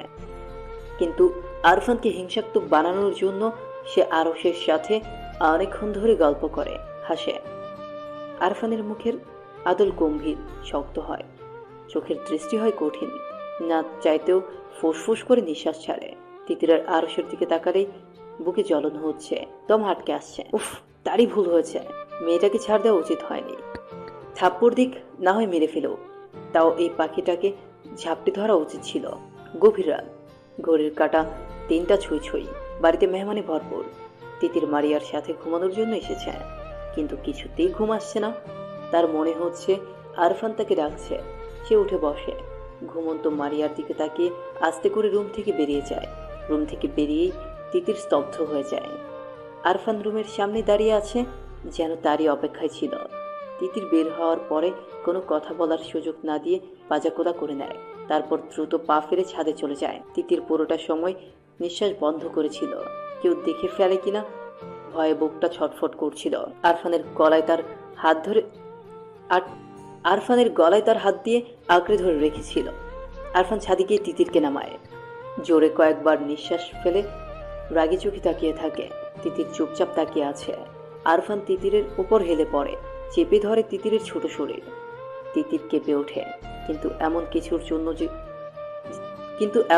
জন্য সে যেন আগেই প্রস্তুত ছিল। ফিসফিস করে বলল, কেউ আসবে? আসবে না। সরুন। না। তিতির চুপচাপ আরফানের দিকে তাকিয়ে আছে। কেউ কাউকে না বললেও দুজনেই জানে দুজনের মনের কথা। আরফানকে এত কাছ থেকে দেখে বুকটা কেমন করছে, গায়ের মিষ্টি ঘ্রাণে নেশা ধরে যাচ্ছে। তিতির বিভোর হয়ে তাকিয়ে থাকে। আরফান তিতির আঙুলের ভাঁজে নিজের হাত ছুঁয়ে বলল, আরশ ভাইয়ের এত কাছে কেন গেলি? ভাইয়া না, এমনি গল্প করলাম। আরফান তিতিরের গালে ছোট চুমু দিয়ে বলল, তুই কোনো ছেলের কাছে গেলে আমার একদম ভালো লাগে না। আর যাব না। আপনি কেন অন্য মেয়ের সাথে ছবি তুললেন, তাও এত খারাপ ভাবে? এডিট ছিল গাধি। আমি বুঝেছি। আমার পাখি তো, তাই সব বোঝে। তিতির আর আরফান একে অপরের দিকে বিভোর হয়ে তাকিয়ে থাকলো। তিতির আরফানের গালে হাত ছুঁয়ে আস্তে করে বলল, সেদিনের জন্য সরি, আমার ভুল হয়েছিল। ভালোবাসি তিতির পাখি, তোর মনে একটু জায়গা দিবি? আমি তোকে হিনা খুবই কষ্টে থাকি, মরে যাওয়ার প্রয়াস হয়, আমায় আরও বেশি দিন বাঁচতে দিবি? তিতির উত্তরে শক্ত করে আরফানকে জড়িয়ে ধরে ফিসফিস করে বলল, খুব ভালোবাসি। আরফান তিতিরের ভালোবাসায় সাড়া দেয়। আজকের ভালোবাসা দুষ্টু মিষ্টি ছোঁয়া দুজনের সম্মতিতে হয়, ভালোবাসা গভীর হয়, দুজনের শ্বাস ঘন হয়ে মিলেমিশে একাকার হয়ে যায়। তিতির আদরে ঘুমিয়ে ওঠে, শক্ত করে আঁকড়ে ধরে আরফানের হাতের বাহু। আরফান হাসে, ফিসফিস করে বলল, এইটুকু আদরেই এমন বেহাল দশা, তাহলে পরে কি হবে? তিতির হাসে, সেই হাসিতে মিশেছিল একরাশ লজ্জা। সে আরফানের বুকে মুখ ঢুকায়, আকাশের থালার মতো গোল চাঁদটা দুজনের ভালোবাসা দেখে হাসে। ইস, এভাবে যদি পূর্ণতা পেত তারা, সারা জীবন যদি এভাবেই আগলে রাখা যেত তার তিতিরকে। খুব ধুমধামে আনন্দের সাথে বাড়ির প্রথম বিয়ে অনুষ্ঠিত হলো। প্রথমে সবার মন একটু নাখোশ থাকলেও পরবর্তীতে মাহমুদের মনের কথা সবাই জানলে সবাই বেশ খুশি হয়। সে আনন্দে শাহাবুদ্দিন খানের কথা মেনে নেয়। বাড়ির মেয়ে বাড়িতেই থাকলো, ছেলের বউ হিসেবে বাড়ির শান্ত মেয়েটাকেই আনলো। এর চেয়ে আনন্দের আর কি হতে পারে? বোন আর চাচাতো ভাই দুজনের বিয়েতে কোনো কিছুর কমতি রাখতে রাজি না আরফান। মারিয়াকে পরীর মতো করে সাজানো হয়েছে। মারিয়াকে গম্ভীর মুখ মাহমুদের সাথে বসিয়ে ছবি তোলা হয়। মারিয়া কাচুমাচু করে মাহমুদের দিকে তাকায়। বেশে মাহমুদকে দেখার তীব্র ইচ্ছা দমিয়ে রাখতে পারেনি। সে তাকানোতে মাহমুদ তার দিকে রাগে চোখে গম্ভীর দৃষ্টি নিয়ে দেখে। মাহমুদের এমন দৃষ্টি দেখে মারিয়া ভরকে যায়। সোজা তাকিয়ে ভাবে, মাহমুদ এভাবে তাকাচ্ছে কেন? সে তো এখন তার স্ত্রী, তাহলে এভাবে তাকাবে কেন? একটু নরম করে আদর মাখা চোখে তো তাকাতেই পারতো, তাই না? নাকি মাহমুদ তাকে বিয়ে করে সুখী না? হাজারো চিন্তায় জর্জরিত হয়ে মারিয়ার মন খারাপ হয়ে যায়। মুহূর্তে মুখের রং বদলে যায়। আরফান ছবি তুলছিল। সদ্য বিবাহিত স্বামী স্ত্রীর এমন গভীর রূপ দেখে বলল, দুজন একটু হাস, মুখটা এমন করে রেখেছিস কেন? আরফানের কথায় দুজনেই হাসার চেষ্টা করে। তিতির পাশ থেকে বলল, ভাইয়া একটু কাছে যাও, এত দূরে বসেছো কেন? তিতিরের কথায় মাহমুদের খুব রাগ হয়। চোখ পাকিয়ে বোনের দিকে তাকায়। ঠিক আছে, কিন্তু এত মানুষের মাঝে কিছু না বললে বাধু ছেলের মতো কাছে যায়। রোমান্টিক ভঙ্গিমায় কয়েকটা ছবি তুলে আবার আগের ভঙ্গিমায় বসে পড়ে। একটু সময়ের জন্য মাহমুদ যখন কাছে এসেছিল তখন মারিয়ার বুকটা ধুক ধুক করে জানান দিচ্ছিল মাহমুদ তার স্বামী, তার একান্ত ব্যক্তিগত পুরুষ। এই পুরুষটা কাগজে কদমে তার নামে লেখা হয়ে গেছে, এখন অন্তরে লেখা বাকি। মাহমুদের অন্তরে মারিয়া আছে কিনা তা সে জানে না, অবশ্য আস্তে আস্তে জেনে নেবে। তার দৃঢ় বিশ্বাস সে মাহমুদের ভালোবাসা জয় করে নেবে।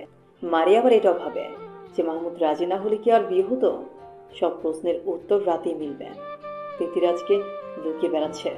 এতদিনের চেনা চাচাতো ভাইকে নিজের সঙ্গী হিসেবে ভাবতেই গাল ভারী হচ্ছে। না চাইতে মুখে লাজুক হাসি চলে আসছে।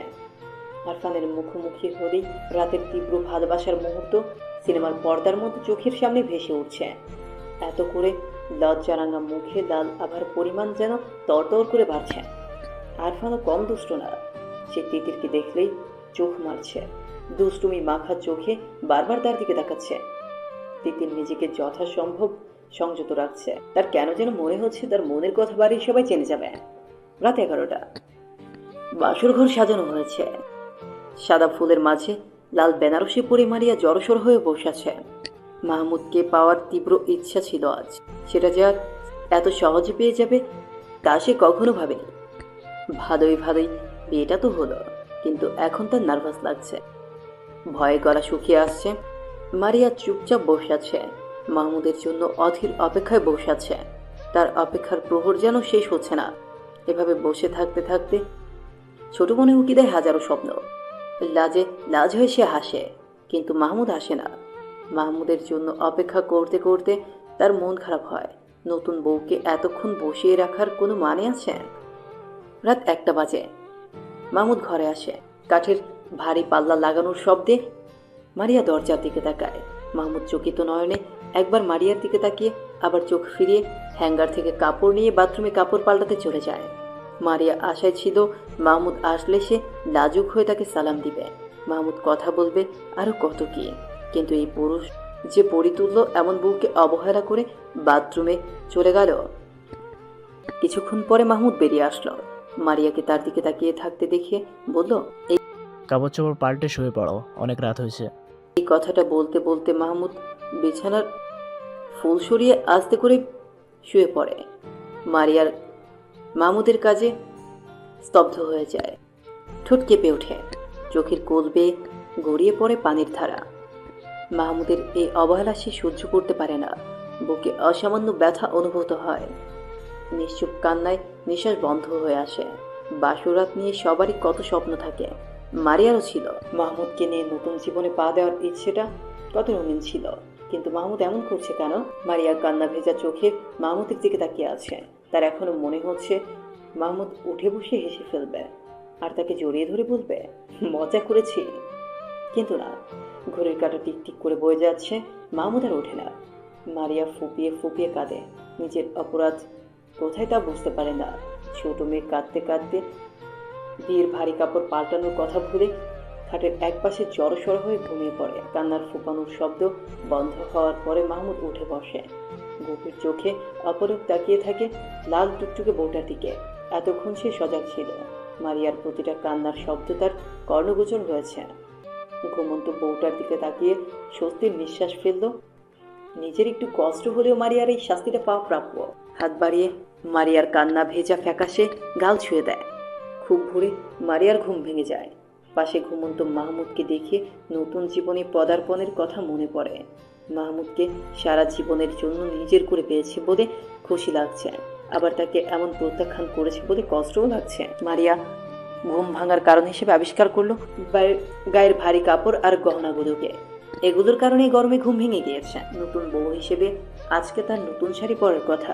সে অনুযায়ী মারিয়া নতুন কাপড় হাতে নিয়ে বাথরুমে ঢুকে যায়।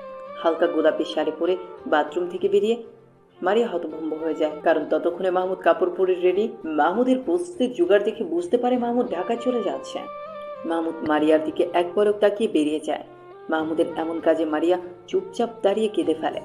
মাহমুদ তো এত নিষ্ঠুর ছিল না, তাহলে হঠাৎ এমন নিষ্ঠুর আচরণ করছে কেন? 15 দিন পরে সুফিয়া খানম সবার সাথে আলোচনায় বসে। আম্মা, আর সেটা তো একটা ব্যবস্থা করা দরকার। হ্যাঁ, তা তো করা লাগবেই। এক কাজ করি, মাহমুদের জন্য যে আকবর আলীর নাতনির কথা বলেছিলাম তা তো আর দেখা হলো না, কিন্তু আরসের জন্য দেখতে তো ক্ষতি নেই। এত মেয়ে দেখা দেখির কি আছে? আমাদের ঘরেই যখন এত সুন্দর পরি আছে, তখন আর বাইরে যাব কি দরকারে? আম্মা, তিতির তো অনেক ছোট, এসব বলবেন না। তুমি চুপ থাকো। মহিলাদের এত কথা বল ভালো না। আম্মা, তিতিরকে কিভাবে বিয়ে দেব? ও ছোট। মরিয়াও তো তিতিরের বয়সী। মাশাআল্লাহ, কি সুন্দর বিবাহিত জীবন। না বাবুই, তাই হয় না। আমার একটা মেয়ে, আমার অনেক স্বপ্ন। আমার ছেলে কি ফলানো? বিয়াদের মতো তর্ক করবি না। আমার ছেলের কাছে তোর মেয়ে যত সুখে থাকবে, অন্য কোথাও এমন সুখ পাবে? আমার ছেলের মতো এমন ছেলে পাবি? তানিয়া এবার কেঁদে দেয়। স্বামী আর ভাসুরের দিকে তাকিয়ে বলল, আমার মেয়ে আমি বিয়ে দেব না। এত কথার দরকার কি? আরসের সাথেই তিতিরির বিয়ে হবে, আর এটাই আমার সিদ্ধান্ত। আমার সিদ্ধান্ত এইবারই চূড়ান্ত কথা। এই বিয়ে নিয়ে হাজারো কথা কাটাকাটি হয়, কিন্তু কেউ জয়তুন বেগমকে ওনার সিদ্ধান্ত থেকে নাড়াতে পারে না। শেষে জয়তুন বেগম বলল, আমার ছেলে হিসেবে যদি আমার কথা না রাখিস, তাহলে আমার মরা মুখ দেখবি। বুড়া বয়সে আমি কলঙ্ক করে মরব। মায়ের এমন কথার পরে আর কোনো কথা হয় না। ছেলেরা আর কিছু বলার সাহস পায় না। আরসের সাথে তিতিরের বিয়ে ঠিক হয়। কলেজ থেকে বাড়ি এসে এসব শুনে তিতির গলা ছেড়ে কাঁদে। দেয়ালের সাথে কপাল আঘাত করে কপাল ফুলে রক্তাক্ত করে ফেলে। চিল্লিয়ে চিল্লিয়ে বলে, আম্মা, আমি কিন্তু বিয়ে করব না। এই বুড়িকে বিয়ে দাও। আমাকে কেউ বিয়ের কথা বললে আমি বিষ খেয়ে নেব। মেয়ের মুখে এমন কথা শুনে মহিবুল্লাহ খান এগিয়ে আসেন। ওনার আম্মাকে উনি অনেক মান্যগণ্য করেন। মেয়ের গালে থাপ্পড় দিয়ে বলে, এত কথা বলিস কেন? বিয়ে ঠিক হয়েছে, বিয়ে হবে, এত কথা বলবি কেন? তিতির রুমে গিয়ে আরফানকে ফোন দেয়, কিন্তু ফোন বন্ধ। বন্ধ ফোনের দিকে তাকিয়ে তিতির কেটে দেয়। তিতির সিদ্ধান্ত নেয় যে আরফানের কথা সবাইকে বলে দিবে। চুপ থেকে প্রিয় মানুষকে হারানোর কোনো মানে হয় না। সে শেষবারের মতো আরফানের নাম্বারে ফোন দেয়। এবার ফোন রিসিভ হয়। ও পাশ থেকে আদুরু কণ্ঠ ভেসে আসে, সরি সোনা, আমি ক্লাসে ছিলাম। তুমি কতগুলো ফোন দিয়েছ। আমাকে কি খুব মিস করছে আমার তিতিরটা? আমাকে তো বিয়ে দিয়ে দিচ্ছে। বাচ্চা মেয়েকে বিয়ে করবে কে? সত্যি আপনার বিশ্বাস হচ্ছে না? আরফান এবার চিন্তিত হয়। তিতিরের কান্না ভেজা গলার স্বর কানে লেগেছে। কপালের চামড়া কুঁচকে আসে। কি হয়েছে তিতির? কাঁদছো কেন? দাদি আমার বিয়ে ঠিক করে ফেলেছে। কার সাথে? আরশ ভাইয়ের সাথে। আরফান রাগে কিরবির করে ওঠে। প্রথম দিন থেকে আরশের দৃষ্টি অন্যরকম ছিল। একটা ছেলে আরেকটা ছেলের চোখের দৃষ্টি বোঝার ক্ষমতা আছে। আরফানও আরশের চোখের ভাষা বুঝতে পেরেছে, কিন্তু ভাবেনি ব্যাপারটা এত দূর এগোবে। তার ইচ্ছে করছে আরশের গালে ঠাটিয়ে একটা থাপ্পড় দিতে। বেয়াদব লোক। আরফানকে চুপ করে থাকতে দেখে তিতির বলল, আপনি কিছু বলুন। আমি কি করব? আপনাকে ছাড়া আর কাউকে বিয়ে করব না। আর কাউকে বিয়ে করবে কেন? তুমি তো আমাকে বিয়ে করবে, আমার বউ হবে। কেউ মানবে না। তারপর আরফানকে বাড়ির পুরো ঘটনা বিস্তারিত জানায়। সব শুনে আরফান বলল, আমি সব ঠিক করে নেব, তুমি এত ঘাবড়ে যেও না। আমার ভয় হয় আপনাকে না হারিয়ে ফেলি। দূর পাগল, আমি তোমার আছি, তোমারই থাকবো, একটু হারাবো না। ভীষণ ভালোবাসি। আমি তো জানি আমার তিতির সোনা আমাকে কত ভালোবাসে। আমিও তিতিরকে ভীষণ ভালোবাসি। সে কি জানে? আরফানের উপর তিতিরের ভীষণ বিশ্বাস। সে জানে আরফান থাকতে কোনো বিপদ তাকে ছুঁতে পারবে না। আরফানের এই কথাগুলো তাকে অনেক সুখ দেয়। সে সুখী গলায় বলল, জানি, খুব ভালো করেই জানি। জানলে বিশ্বাস রেখো, তুমি আমার এই কথাটা মনে রেখো। আচ্ছা। আরফান ফোন রেখে ছোট একটা ব্যাগে প্রয়োজনীয় জিনিসপত্র নিয়ে বাড়ির উদ্দেশ্যে বেরিয়ে যায়। তার দাদি জয়তুন বেগমকে সে হারে হারে চেনে। একবার যেহেতু সবাইকে রাজি করিয়েছে, সেহেতু বিয়ে না করানো পর্যন্ত শান্ত হবে না। শাহাবুদ্দিন খান চুপচাপ বসে আছেন।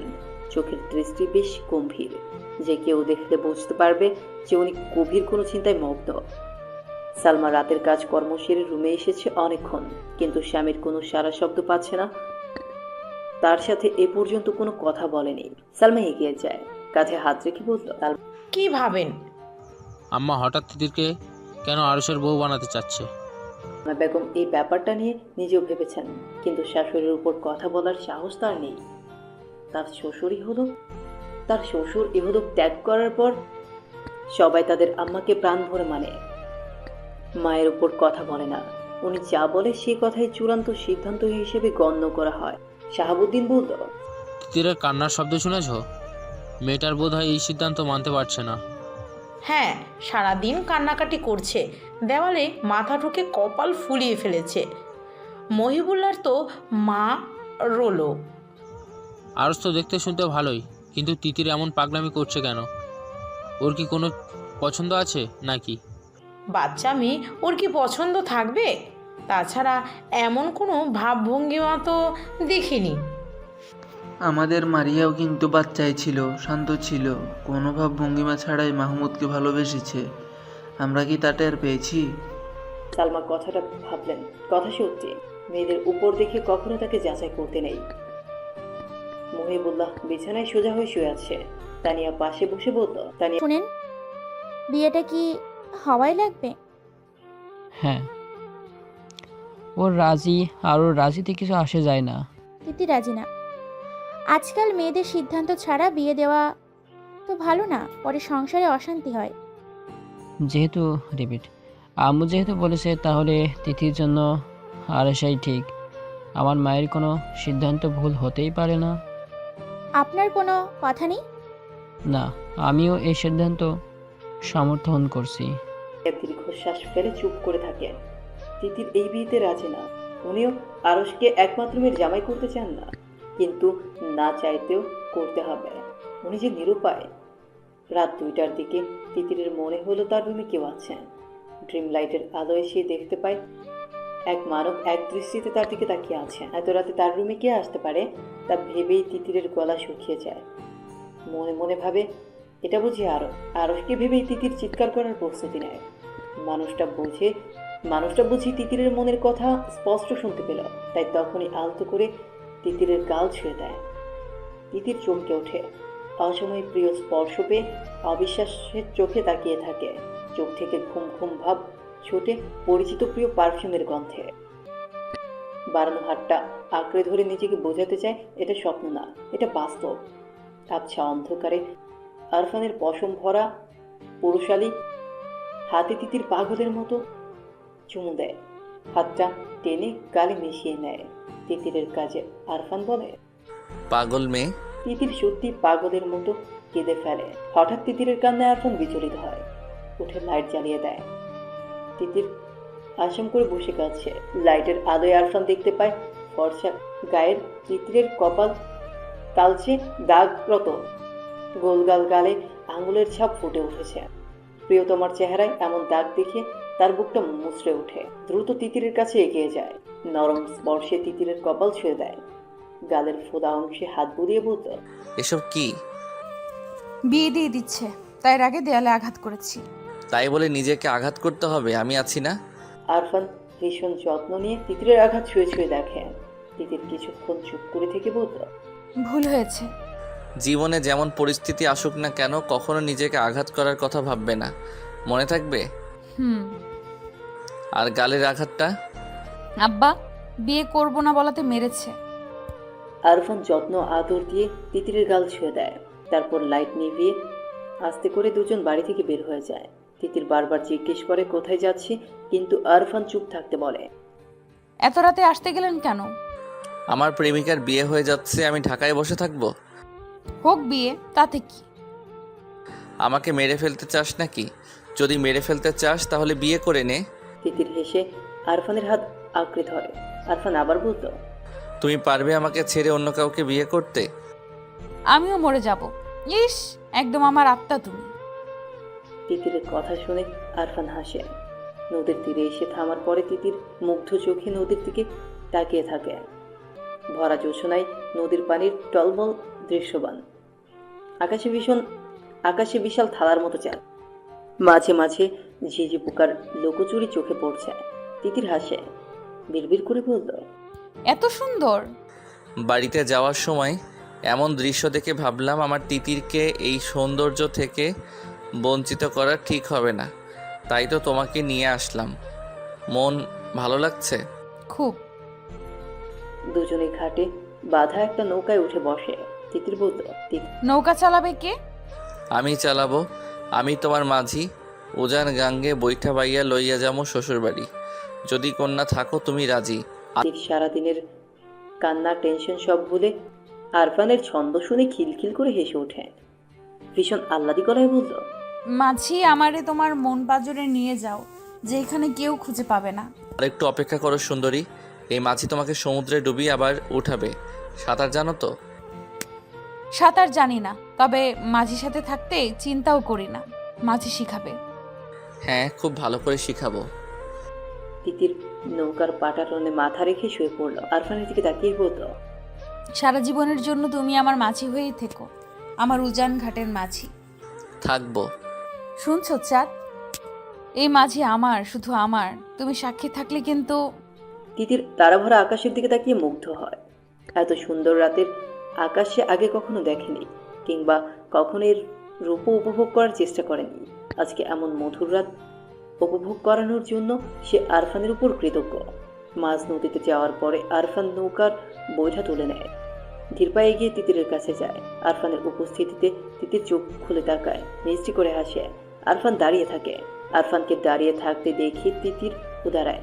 দুজন দাঁড়ানোর জন্য নৌকা তুলে ওঠে। ভয় পেয়ে তিতির আরফানের হাত আঁকড়ে ধরে। আরফান এসে তিতিরকে কাছে টেনে নেয়। সহস্র গলায় কৌতুক করে বলল, মাঝিকে সারা জীবনের জন্য চাও, আবার নৌকায় সামান্য দোলায় ভয় পাও? এমন হলে তো হবে না অসুন্দরী। হবে হবে, এই সুন্দরীর জন্য সব হবে। রাতের জোরালো হাওয়ায় নৌকা আপনা আপনি চলছে।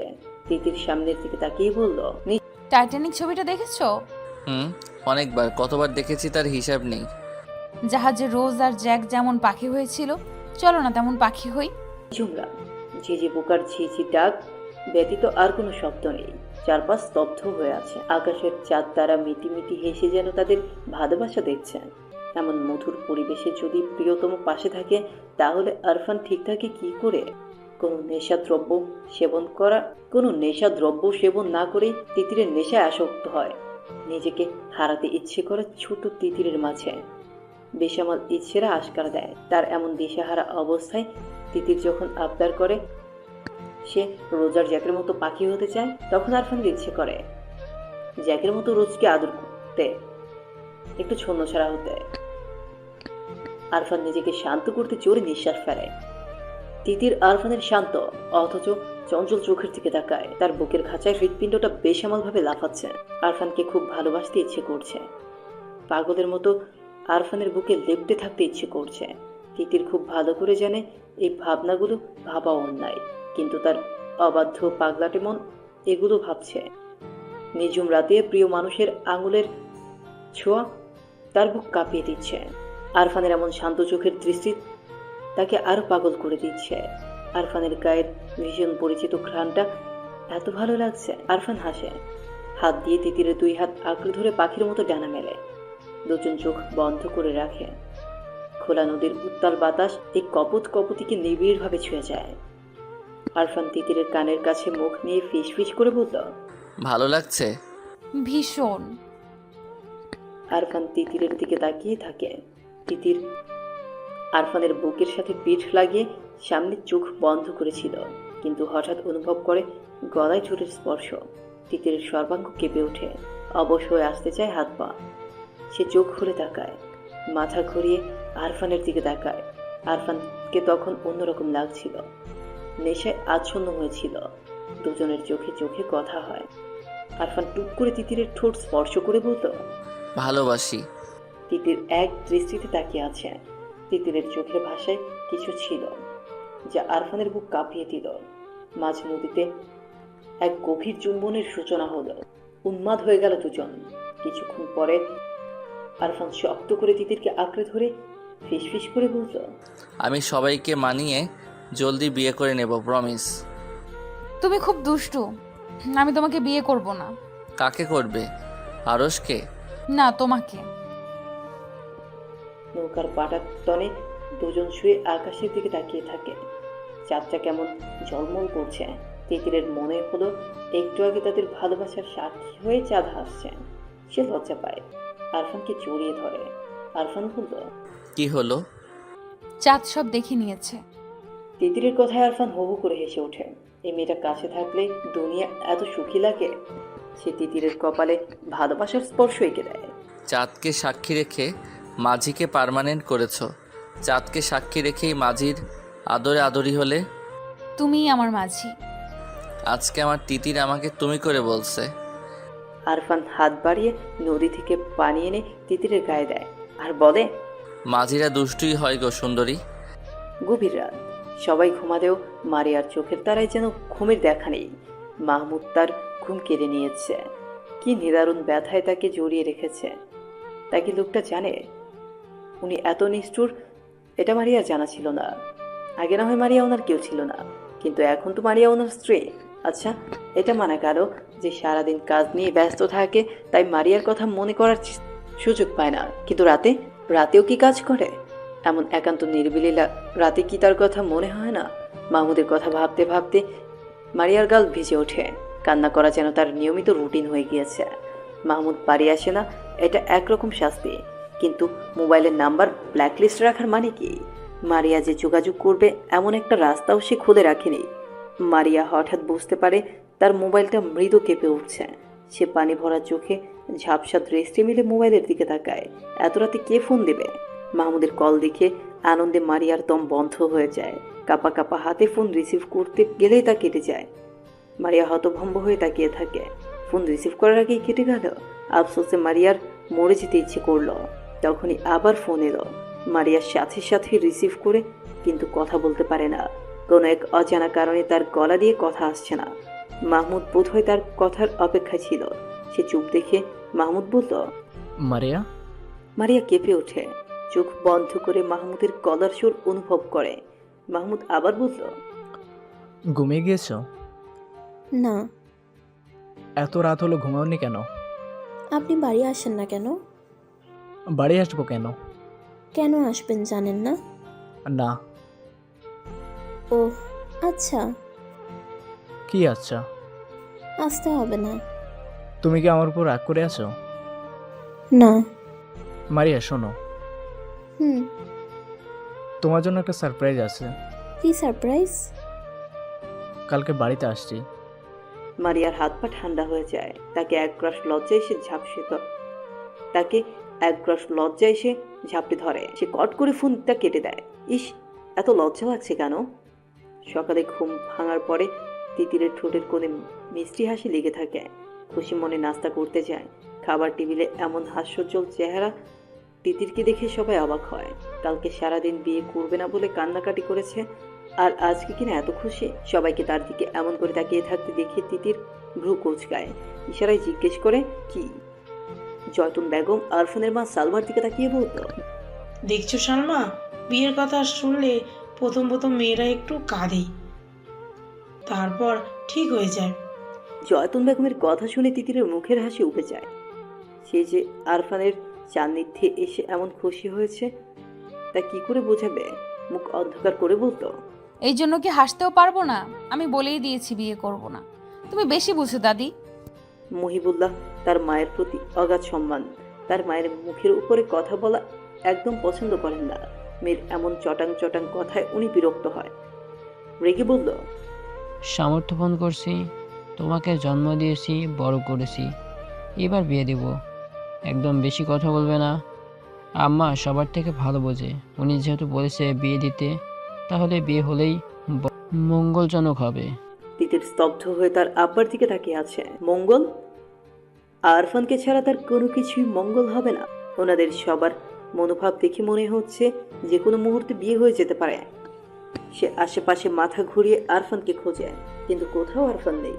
তিতির বিমর্ষ হয়। আরফান তাকে বলেছিল সে সবাইকে বুঝিয়ে বলবে, কিন্তু এখন এই মুহূর্তে মানুষটাকে দেখতে পাচ্ছে না। অথচ এখনই কথাটা বলার সুযোগ ছিল। তিতির খাবার রেখে উঠে তার রুমে চলে যায়। তার পিছু পিছু আরশও যায়। সবাই যেন ব্যাপারটা দেখেও দেখলো না। ওনাদের ধারণা দুজনেরই বিয়ে হবে। এখন একটু আলাদা কথা বলতেই পারে। আরশ গিয়ে তিতিরের খাটে বসে। তিতির আরশের দিকে তাকিয়ে বলল, কি ব্যাপার ভাইয়া, এখানে এসেছেন কেন? হবু বউয়ের কাছে আসতে সমস্যা কি? আপনার হবু বউ কে? তুমি? আমি আপনাকে বিয়ে করব না, এই আশায় ঘুম নষ্ট করবেন না। না, এখন তো মন ভরে ঘুমাচ্ছি। বিয়ের পরই ঘুমের ব্যাঘাত ঘটাবো। আরফান হাই তুলতে তুলতে রুমে ঢুকে তিতিরের বিছানায় শুয়ে আরশের দিকে তাকিয়ে বলল। তিতিরের বিছানায় আরফানকে এমন সহজ স্বাভাবিকভাবে শুয়ে পড়তে দেখে আরশ বিরক্ত হয়। তার প্রশ্নে বলল, বিয়ের পর মানুষ নিশ্চয়ই সুখে থাকে। এত পড়ালেখা করে কি করলি যদি এটাই না বুঝিস? না মানে দুঃখেও তো ঘুম না আসতে পারে। তিতির আমাকে কোনো দুঃখ দেবে না, তাই না তিতির? আমি তো আপনাকে বিয়েই করব না। তিতিরের কথায় আরফান হু হু করে হেসে ওঠে। আরশ বলল, তা আজকে রাতে দেখা যাবে। আরশ চলে গেলেও তিতির স্তব্ধ হয়ে তাকিয়ে থাকে। আরফান হাতের ইশারায় তিতিরকে চুমু দিয়ে বলল, নো চাপ বেবি, मैं हूं ना। তিতির হাসে। আরফান উঠে বেরিয়ে যায়। যাওয়ার আগে তিতিরের কপালে পড়ে থাকা চুলগুলোকে ফু দিয়ে আরো এলোমেলো করে দিয়ে যায়। তুমি আমাকে বিয়ের প্রস্তুতি নাও, দেখা যাবে যে কোনো মুহূর্তে এসে বলবো কবুল বলো তিতির। আরফানের পাগলামিতে তিতির হাসে। আরশের পক্ষে যদি বাড়ির সবাই থাকে তাহলে শুধু আরফানের পক্ষে সে একা থাকবে। তার স্থির বিশ্বাস যে আরফান তাকে নিজের করে নিতে পারবে। দুপুর হতে হতে আরফান আর তিতির এটা বুঝতে পারে যে আরশের সাথে আজকে বিয়ে হয়ে যাবে। আরফান হাসে। সন্ধ্যা নাগাদ সবার অগোচরে তিতিরকে নিয়ে বেরিয়ে যায়। ঘণ্টাখানেক পরে দুজন ফিরে আসে। বাড়িতে ততক্ষণে হট্টগোল পড়ে গিয়েছে। শাহাবুদ্দিন আরফানের সামনে দাঁড়িয়ে বলল, কোথায় গিয়েছিলি? আমরা বিয়ে করেছি আব্বা। তিতির সুখ নাকি দুঃখ কোনটা অনুভব করছে তা তার বোধগম্য হচ্ছে না। তার শরীর মৃদু কাঁপছে। আরফানের হঠাৎ সিদ্ধান্তে সে তৎক্ষণাৎ ভাবনায় পড়ে গিয়েছিল। সবাইকে না জানিয়ে বিয়ের মতো এমন গুরুত্বপূর্ণ সিদ্ধান্ত একা নেওয়া কি যেই সেই কথা? কিন্তু তার আরফানের দিকে তাকিয়ে মনে হলো এই মুহূর্তে যদি সে সায় না জানায় তাহলে সারা জীবনের জন্য প্রিয় মানুষকে হারিয়ে অন্য মানুষের বুকে অনিচ্ছায় যেতে হবে, দুমড়ে কেঁদে মরতে হবে আজীবন।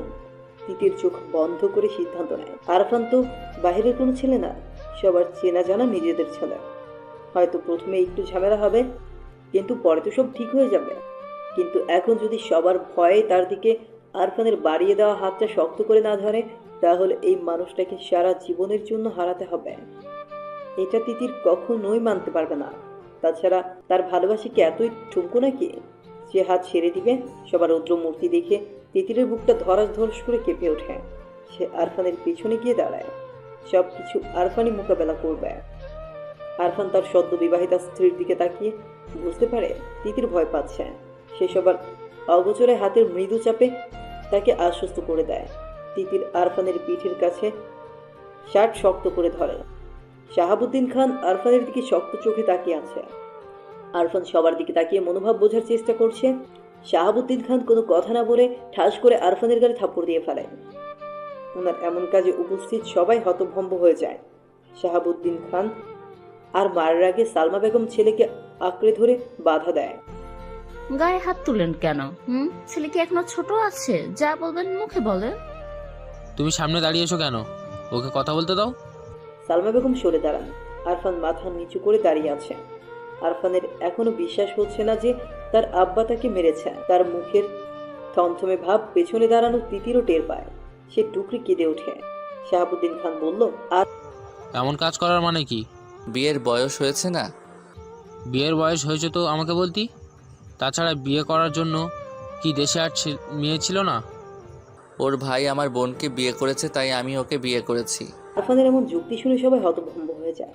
জয়তুন বেগমের এমন সিদ্ধান্ত যে আরফান হাতের তুড়িতে নষ্ট করে দেবে তা কে জানতো? উনি রাগে লাল হয়ে পড়ল। বিয়াদবের মতো কথা বলিস না। আরফান তার দাদির দিকে তাকায় কিন্তু কিছু বলে না। শাহাবুদ্দিন খান বলল, মাহমুদ মারিয়াকে বিয়ে করেছে বলে তুই তিতিরকে বিয়ে করেছিস? হ্যাঁ। এটা কোনো কারণ হতে পারে না, সঠিক কারণ বল। এটাই কারণ।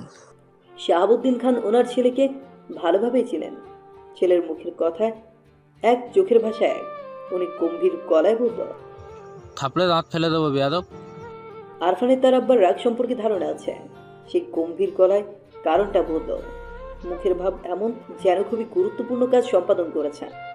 আমি তিতিরকে ভালোবাসি। আরফানের এমন সরল স্বীকারোক্তিতে সবাই হতবাক। কে কি রকম প্রতিক্রিয়া দেবে সেটাই বুঝে উঠতে পারছে না। আরফান আর তিতিরের মাঝেও যে এমন সম্পর্ক থাকতে পারে তা বোধহয় কারো মাথায় ছিল না। সবাই যখন আশ্চর্য হয়ে কথা বলার ভাষা হারিয়ে নির্বাক, তখন শাহাবুদ্দিন খান স্বাভাবিক যেন উনি এই ব্যাপারে সম্পূর্ণ জানতেন। ভালোবাসিস সেটা বললেই হতো, এমন কাজ করার দরকার কি? বলার সুযোগ ছিল নাকি? তার আগেই যে বিয়ে দিয়ে দিচ্ছেন। আর তিতিরকে বিয়ে দেওয়ার ব্যাপারটা কি আমি বসে বসে দেখব? তাই বলে তুই তিতিরকে জোর করে বিয়ে করেছিস? মানে বড় আব্বু, এই বিয়েতে আমার সম্মতি ছিল। জয়তুন বেগম ওনার ছোট ছেলের দিকে তাকায়। মহিবুল্লাহ খান যদিও রেগেছিলেন, কিন্তু ভাই যেখানে নিজের ছেলেকে শাসন করছে সেখানে উনি আর কি বলবেন ভেবে পান না। কিন্তু এখন মেয়ের কথা শুনে ওনার মাথায় রক্ত চড়ে যায়। ক্ষিপ্ত গতিতে মেয়ের দিকে যায়। আরফানের পেছন থেকে তিতিরকে টেনে সামনে এনে তাকে মারতে প্রস্তুত হয়। তিতিরকে আঘাত করার আগেই আরফান তিতিরকে আঁকড়ে নিজের কাছে নিয়ে বলল, খবরদার চাচ্চু, তিতির এখন শুধুমাত্র আপনার মেয়ে না, সে এখন আমার স্ত্রী। আর আমার সামনে আমার স্ত্রীকে আঘাত করার কথা ভাববেন না। আরফানের এমন প্রতিরোধী মনোভাবে সবাই তার দিকে তাকিয়ে থাকে। তানিয়া বেগম সুখী হবেন নাকি মেয়ের উপর রেগে যাবেন তা ঠিক বুঝতে পারছে না। শাশুড়ির পছন্দ অনুযায়ী বিয়ে হওয়ার চেয়ে আরফানের কাছে বিয়ে হওয়াতে যেন ঠিক ভালো হয়েছে। ডাক্তার জামাই। তানিয়া বেগম হাসি হাসি মুখে মেয়ে আর মেয়ে জামাইয়ের দিকে তাকিয়ে আছে। এই যে আরফান ওনার মেয়েকে আগলে রেখে ওনার স্বামীর আঘাত থেকে রক্ষা করলো, এই ব্যাপারটা দেখে উনি আরফানের পক্ষে চলে গেলেন। কজন স্বামী নিজের স্ত্রীকে এমন আগলে রাখে? আরস পরিস্থিতি দেখে যদিও কষ্ট পেয়েছে, কিন্তু এখন শত কথা কাটাকাটি মারামারি করলেও কি তিতির আর তার হবে? হবে না। তাই সংসারে অশান্তি করার কোনো মানেই হয় না। সে তার আম্মাকে কোনো কথা বলতে নিষেধ করে, যদিও উনি কথা বলতে চাচ্ছিলেন। আরস তার বড় মামার দিকে তাকিয়ে বলল, নিজেদের মতামত জানিয়ে এইসব করা উচিত ছিল। আমরা মেনে নিলে এমন চোরের মতো বিয়ে করতে হতো না। আরফান আর তিতির চুপ করে থাকে। ওদের এমন চুপ করে থাকতে দেখে যেন শাহাবুদ্দিনের রাগ হুহু করে বাড়ে। বেয়াদব দুটো, কথা বলিস না কেন? নির্লজ্জের মতো কাজ করে এখন চুপ করে আছিস? যা রুমে যা। আরফান হাসে, তিতিরের হাত ধরে তাকে রুমের দিকে নিয়ে যেতে চায়। তার কাজ দেখে শাহাবুদ্দিন খান বলল, এই বেয়াদব, ওকে কোথায় নিয়ে যাচ্ছিস? আমার রুমে। কেন? আমার বউ তো আমার রুমেই থাকবে। সালমা, এই বেয়াদবকে বলো এমন অনুমতিবিহীন নির্লজ্জের মতো বিয়ে করেছে, কিন্তু তিতির ইন্টারমিডিয়েট পাশ করার আগে যেন ওর দিকে পা না বাড়ায়। বেয়াদব ছেলে, নিজেও গোল্লায় যাবে, মেয়েটাকেও নেবে। আরফান হতবিহ্বল চোখে তার আব্বার দিকে তাকিয়ে থাকে। এটা কি ধরনের শাস্তি? বউ কাছে না দিয়ে শাস্তি দিয়ে কি তাকে মেরে ফেলতে চাইছে? তার মনে হচ্ছে এই শাস্তির চাপে সে মরে যাবে। সবাই গম্ভীর মুখে যার যার রুমে চলে গেল। তিতিরও আরফানের দিকে তাকিয়ে তার রুমে চলে যায়। আরফান চুপচাপ তার রুমে চলে যায়। বিয়ে করলো কেন যদি বই কাছে না থাকে? মাহমুদ বাড়ি এসে সব শুনে কিছুক্ষণ থমকে বসেছিল। আরফান তিতিরকে পছন্দ করেছে সেটা তার চোখেই পড়েনি। সে মূলত আজকে আরশার তিতির বিয়ে এই উপলক্ষে এসেছিল। বাড়ি এসে শুনে বিয়ে ঠিকই হয়েছে, কিন্তু পাত্র বদলে গিয়েছে। সে খাওয়া দাওয়া করে রুমে যায়। রুমে যাওয়ার সাথে সাথে মেইলি সুভাষ নাকি আসে, আর তাতেই বুকের ভেতরটা কেমন ধিম ধিম তালে জানিয়ে যায় এই রুমে তার প্রিয়তমা থাকে। মারিয়া বারান্দায় দাঁড়িয়ে আছে। মাহমুদের সামনে যেতে তার লজ্জা লাগছে। মাহমুদ মারিয়ার কাছে এসে দাঁড়ায়। মাহমুদের উপস্থিতিতে সে কেঁপে ওঠে, নিঃশ্বাস বন্ধ করে দাঁড়িয়ে থাকে। মাহমুদ চুপচাপ মারিয়ার গায়ের মৃদু শিহরণ দেখেন। কিছুক্ষণ পরে বলল, কি ব্যাপার, ভালো আছো? মারিয়া হাসি মুখে মাহমুদের দিকে তাকায়। তার অতি কাঙ্ক্ষিত পুরুষ তার দিকে কেমন হাসি হাসি চেহারা নিয়ে তাকিয়ে আছে। মাহমুদ মারিয়াকে কিছু বলতে না দেখে বলল, চুপ করে থাকলে কিন্তু আবার চলে যাব, সেটাই চাইছো নাকি? মারিয়ার চোখে পানি চলে আসে। চলে যাবে? কত কান্না আল্লাহর দরবারে ফরিয়াদ করেছে যেন মাহমুদ ফিরে আসে। ফিরে এসেছে, কিন্তু এখন আবার চলে যাওয়ার হুমকি দিচ্ছে কেন? মারিয়ার কান্না ভেজা মুখের দিকে তাকিয়ে মাহমুদ বলল, আচ্ছা, যাব না। আপনি আমাকে এমন যন্ত্রণাদায়ক শাস্তি দিচ্ছেন কেন? তুমি তো আমাকে শাস্তি দিয়েছো। কিভাবে? নিজেকে শেষ করে দিতে চেয়েছো। এর থেকে বড় শাস্তি আর কি হতে পারে? মারিয়া অবাক হয়ে মাহমুদের দিকে তাকিয়ে আছে। মাহমুদ হেসে বলল, ভালোবাসি। মারিয়া লজ্জা পায়, লাজুক হেসে রুমে চলে যায়। সেদিকে তাকিয়ে মাহমুদ বলল, রুমে গেলে তো আরো লজ্জা পাবে লজ্জাবতী বউ। মাহমুদ রুমে যায়, নিজেকে প্রস্তুত করে মারিয়াকে প্রস্তুত হতে সময় দেয়। সত্যি বলতে তার লজ্জা লাগছে। বিয়ে করা বউয়ের কাছে যেতে এত লজ্জা লাগছে তা দেখে আকাশের ক্ষয়ে যাওয়া চাঁদ মিটিমিটি হাসে। সেই হাসির সাথে মাহমুদের হাসি প্রশস্ত হয়। রাত 12টা। তিতিরের সাথে তানিয়া আক্তার ঘুমোতে এসেছেন। এই ঘুমানোর হুকুম তার ভাসুরের দেয়া। আরও একটা হুকুম জারি হয়েছে, তা হলো আগামী 1 বছর আরফান বাড়িতে আসতে পারবে না।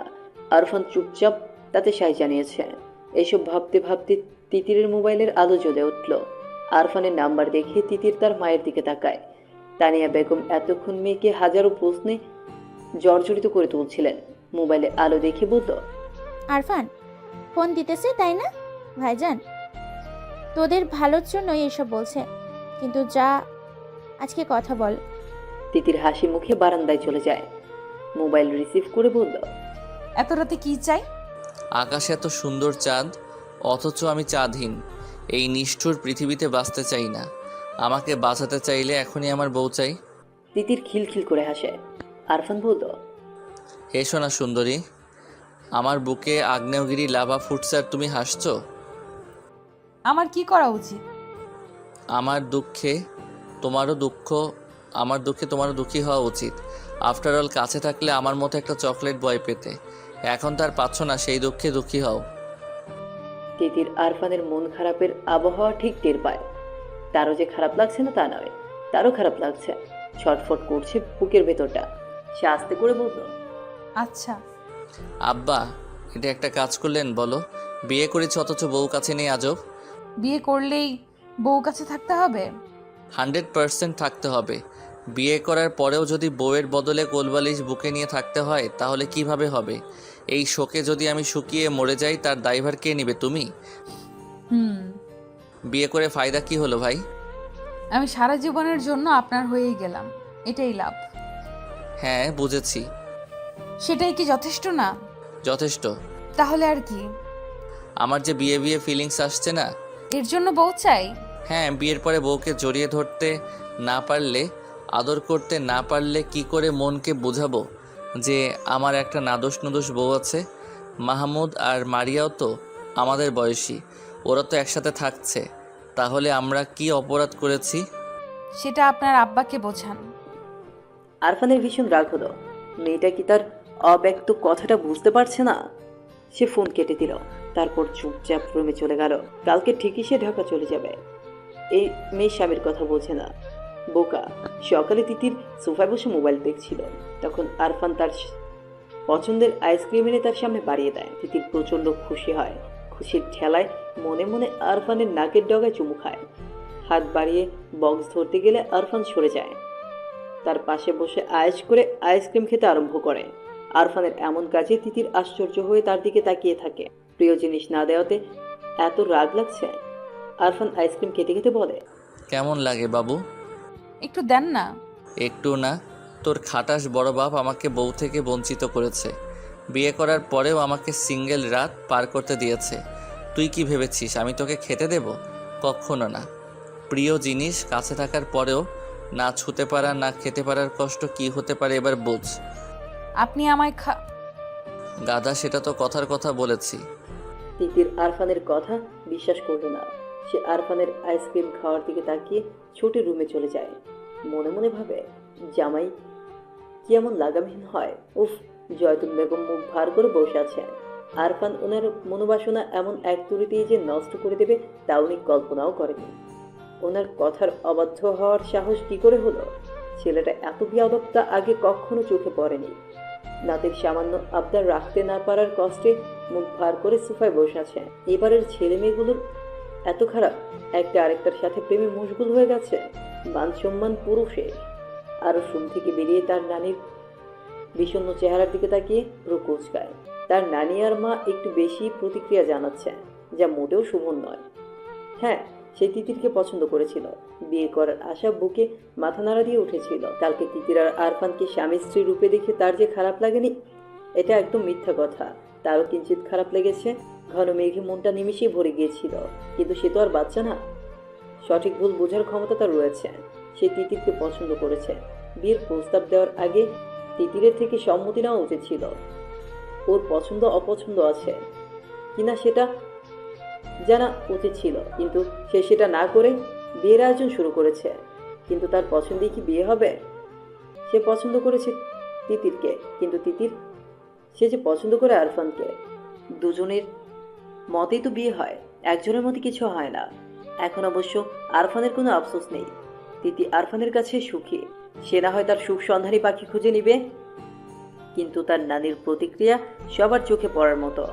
আরশের ধারণা, জয়তুন বেগমের এমন প্রতিক্রিয়ার জন্যই তার মামা আরফান আর তিতির কেমন শাস্তি দিয়েছে। বিয়ে করার পরেও আলাদা থাকবে এমন হবে কেন? এটা কি ঠিক? সে জয়তুন বেগমের কাছে গিয়ে বসে। নানি, জয়তুন বেগম নাতির দিকে তাকায়, কিন্তু কোনো কথা বলে না।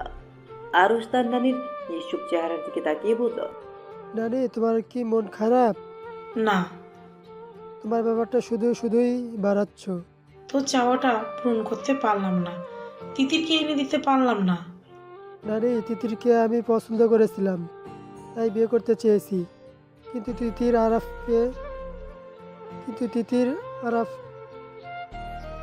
তিতির আরফানকে ভালোবাসে। তাহলে আমি বিয়ে করব কিভাবে? তিতি কি কোনো পণ্য নাকি যে কিনে আনবো? তিতির যদি কোনো পণ্য হতো তাহলে আমি আমার সর্বস্ব দিয়ে হলেও তিতিরকে আমার করে নিতাম। এখন অন্য কাউকে নিজের করে নেব। এসে কি মেয়ের অভাব নাকি? তুমি আর আম্মা তুমি আর আম্মা এমন করা বন্ধ করো। কি করলাম আমরা? এমন মন খারাপ করে থাকোই বলে তো মামা আরফানকে এমন শাস্তি দিল। ভালো হয়েছে। এটা ভালো হলো কি করে? ওরা এখন স্বামী স্ত্রী, তাদের আলাদা করার সিদ্ধান্ত কখনোই ভালো হতে পারে না। আমি কি করতে পারি? তুমি মামাকে বলবে, মামা নিশ্চয়ই এত বড় সিদ্ধান্ত নেবে না। জয়তুন বেগম আরশকে যেমন ভালোবাসে তেমনি আরফান আর তিতিরকেও ভালোবাসে। আরশের মনোবাসনা পূরণ করতে না পেরে তাদের উপর ক্রুদ্ধ হয়েছিলেন, কিন্তু বিয়ে যেহেতু হয়ে গিয়েছে এখন আর আলাদা করা আসলেই ঠিক হবে না। একে অপরের উপর সম্পূর্ণ অধিকার রয়েছে। শাহাবুদ্দিন খান আর মহিবুল্লাহ খান একসাথে বসে আছেন, দুজনেই বিভ্রান্ত, মায়ের কথা রাখতে পারেনি, তাই তাদের মন বিমর্ষ। জয়তুন বেগমকে দেখে শাহাবুদ্দিন খান নড়ে চড়ে বসলেন, বললেন, আম্মা আপনার কথা রাখতে পারিনি, আমি লজ্জিত। আম্মা আপনি চাইলে ওদেরকে আরও বড় শাস্তি দিতে পারবো। জয়তুন বেগম মাথা নেড়ে না করে। ছেলেদের নিজের মনোবাসনা জানায়। শাহাবুদ্দিন আর মহিবুল্লাহ দুজনেই জানে তাদের সিদ্ধান্তটা ভুল ছিল, কিন্তু ছেলেমেয়েগুলো অনুমতিবিহীন এমন কাজ করাতে প্রচুর রাগ হয়েছিল। পারতপক্ষে তারা দুই ভাই মায়ের বাধ্যগত সন্তান। ছেলেমেয়ের এমন কাজে শুধু ওনারা না, বিশেষ করে জয়তুন বেগম অখুশি ছিলেন। এখন মায়ের সিদ্ধান্ত শুনে তারা চুপচাপ বসে থাকে। শাহাবুদ্দিন খান গলা উঁচু করে ওনার স্ত্রী সালমা বেগমকে ডাকে, আরফানকে ঢাকায় যেতে নিষেধ করে। ছেলে ঢাকা না যেতে বলার কারণ শুনে উনি খুশি হয়ে যায়। তা কারণ নজরে না পড়লেও ছেলের গম্ভীর চেহারা ছেলের বিষণ্ণ চেহারা ওনার নজরে ঠিকই পড়েছে। সারাটা দিন কেমন ছটফট করে কাটিয়েছে। উনি দেরি না করে ছুটে রুমের দিকে যায়। আরফান ঠাসঠুস করে প্রয়োজনীয় জিনিসপত্র বেগে নিচ্ছে। রাগে নাকের পাটাতন ফুলে ফুলে শ্বাস বের হচ্ছে। তার বাপ তার সাথে এত বড় শত্রুতা কি করে করতে পারলো? কতদিনের আশা ছিল তিতিরকে নিজের করে পাওয়ার, কিন্তু এখন বিয়ে করার পর কাছে পাবে তো দূরের কথা, একটু কথা বলারও ফুরসত মিলছে না। আর তিতির গাধাটাও চোখের ইশারা বোঝে না। আরফান কয়েকবার কাছে ডেকেছে, কিন্তু দূরে দাঁড়িয়ে ছলো চোখে তাকিয়ে থেকেছে। আরফানের মনে হচ্ছে সে উত্তাল সমুদ্রে আছে, ঘূর্ণিঝড়ের তাণ্ডবে সে ছিন্ন ভিন্ন হয়ে যাচ্ছে। তখনই সালমা বেগম এসে তাকে শাহাবুদ্দিন খানের কথাটা বললেন। ওনার বলা কথাটা যেন উত্তপ্ত মরুভূমির মাঝে এক পশলা বৃষ্টির মতো আরফানের মনকে শীতল করে দিল। গোছানো ব্যাগ বিছানার এক পাশে রেখে সে বসে পড়ল। রাত 12টা। মাহমুদ খাটে বসে মারিয়ার দিকে তাকিয়ে আছে। মারিয়া অনেকক্ষণ যাবৎ মাথার চুল আঁচড়াচ্ছে। আয়নার সামনে দাঁড়িয়ে আঁচড়ানো চুল আবার আঁচড়াচ্ছে। আজকে যেন মাথার চুল সব প্যাঁচ লেগে গেছে। মাহমুদ এক দৃষ্টিতে মারিয়ার দিকে তাকিয়ে আছে, তার মুখে মিষ্টি হাসে। মারিয়া আয়নার মাঝে মাহমুদের এমন দৃষ্টি দেখে চুপসে যায়। গতকাল রাতে মাহমুদ বারান্দা থেকে আসার পূর্বেই সে ঘুমিয়ে গিয়েছিল। আসলে ঘুমানোর ভান করছিল যেন মাহমুদ কিছু বলার সুযোগ না পায়, কিন্তু তার চিন্তা ভাবনায় সেগুলো বালি দিয়ে মাহমুদ তার পরিকল্পনা বুঝে যায়। তারপর লাইট অফ না করে কাঁধ হয়ে শুয়ে এক দৃষ্টিতে ওর দিকে তাকিয়েছিল। মারিয়া মাঝে একবার চোখ খুলে এমন ড্যাব ড্যাব করে তাকিয়ে থাকতে দেখে মিহিয়ে যায়। আজ সারাদিন দূরে দূরে থেকেছে, ভুলেও রুমে আসেনি। অথচ যখন মাহমুদ তাকে পাত্তা দিত না তখন সে ঠিকই পিছু পিছু ঘুরত। এই যে এখন এত লজ্জা লাগছে, আগে কোথায় ছিল এত লজ্জা? এখন মাহমুদ কাছে আসলেও যেন ভয়ে বুকটা ধিম ধিম করে ওঠে। এই মানুষটার জন্যই কত নামাজ পড়ে আল্লাহর কাছে ফরিয়াদ জানিয়েছে, তা একমাত্র সে আর তার আল্লাহ জানে। কালকে রাতে না হয় ঘুমিয়ে যাওয়ার নাটক করে পার পেয়ে গিয়েছিল, কিন্তু আজকে পার পাবে কি করে? এত সব ভাবনার মাঝেই মারিয়া খেয়াল করে মাহমুদ বিছানা থেকে উঠে দাঁড়ায়, ধীরে ধীরে তার দিকে এগিয়ে আসছে। চুলে কি হয়েছে? কিছু না। মাহমুদ হাসে। চুল আঁচড়ানোর বাহানায় তার থেকে দূরে যাওয়ার সামান্য দূরত্বটুকু ঘুচিয়ে মারিয়ার হাতের চিরুনি তার হাতে টেনে নেয়। আলতো হাতে মারিয়ার চুল আঁচড়াতে শুরু করে। চুল আঁচড়ানোর সময় মাহমুদের মৃদু হাতের স্পর্শে সে কেঁপে ওঠে। মাহমুদ স্ত্রীর সূক্ষ্ম কাঁপন টের পায়। কাঙ্ক্ষিত নারীর সান্নিধ্যে এসে তার বুক কেমন করে ওঠে। মারিয়াকে পেছন থেকে আঁকড়ে ধরে। মারিয়া কুঁকড়ে যায়, কেঁপে ওঠে। মাহমুদের তপ্ত অধর মারিয়ার ঘাড়ে এসে লাগে। সে ছটফট করে ওঠে। মাহমুদ তাকে পাজাকোলা করে তুলে নেয়। বিছানায় শুয়ে মাহমুদ বলল, আজকেও কি ঘুমের বান করবে? মারিয়ার ঠোঁটের কোণে মুচকি হাসির রেখা ফুটে ওঠে। সে হাসে। মাহমুদ মারিয়ার ঠোঁটের কোণে লেগে থাকা হাসিতে হাত বুলিয়ে বলল, হাসলে হবে? কি করতে হবে? কালকে রাতে বলেছিলাম ভালোবাসি, তার উত্তর চাই। মারিয়া মনে মনে শতবার মাহমুদকে ভালোবাসি বলতে পারলেও কেন জানি মুখে বলতে পারছে না। বলতে হবে? অবশ্যই। লজ্জা লাগে। আগে পিছু পিছু ঘুরতে আর বলতে, এখন আমি তোমার ভর, এখন বলতে লজ্জা লাগে? মারিয়ার সত্যি আগে মাহমুদকে দেখলে এত লজ্জা লাগতো না, এখন যত লজ্জা লাগে। সে আবারও মুচকি হাসে। মাহমুদ তার দিকে ভীষণ মায়া মায়া চোখে তাকায়। বলো না, বলো। এত মায়াবী আবদার ফেরানো যায়? মারিয়া পারল না। সে মুগ্ধ চোখে মাহমুদের দিকে তাকিয়ে থাকে। মাহমুদ মারিয়া চোখে চোখ রেখে বলল, আগে তো ভালোবাসি ভালোবাসি সরি আগে তো ভালোবাসি ভালোবাসি বলে পাগল করে ফেলতে, এখনও তো লজ্জা পাচ্ছ কেন? জানি না।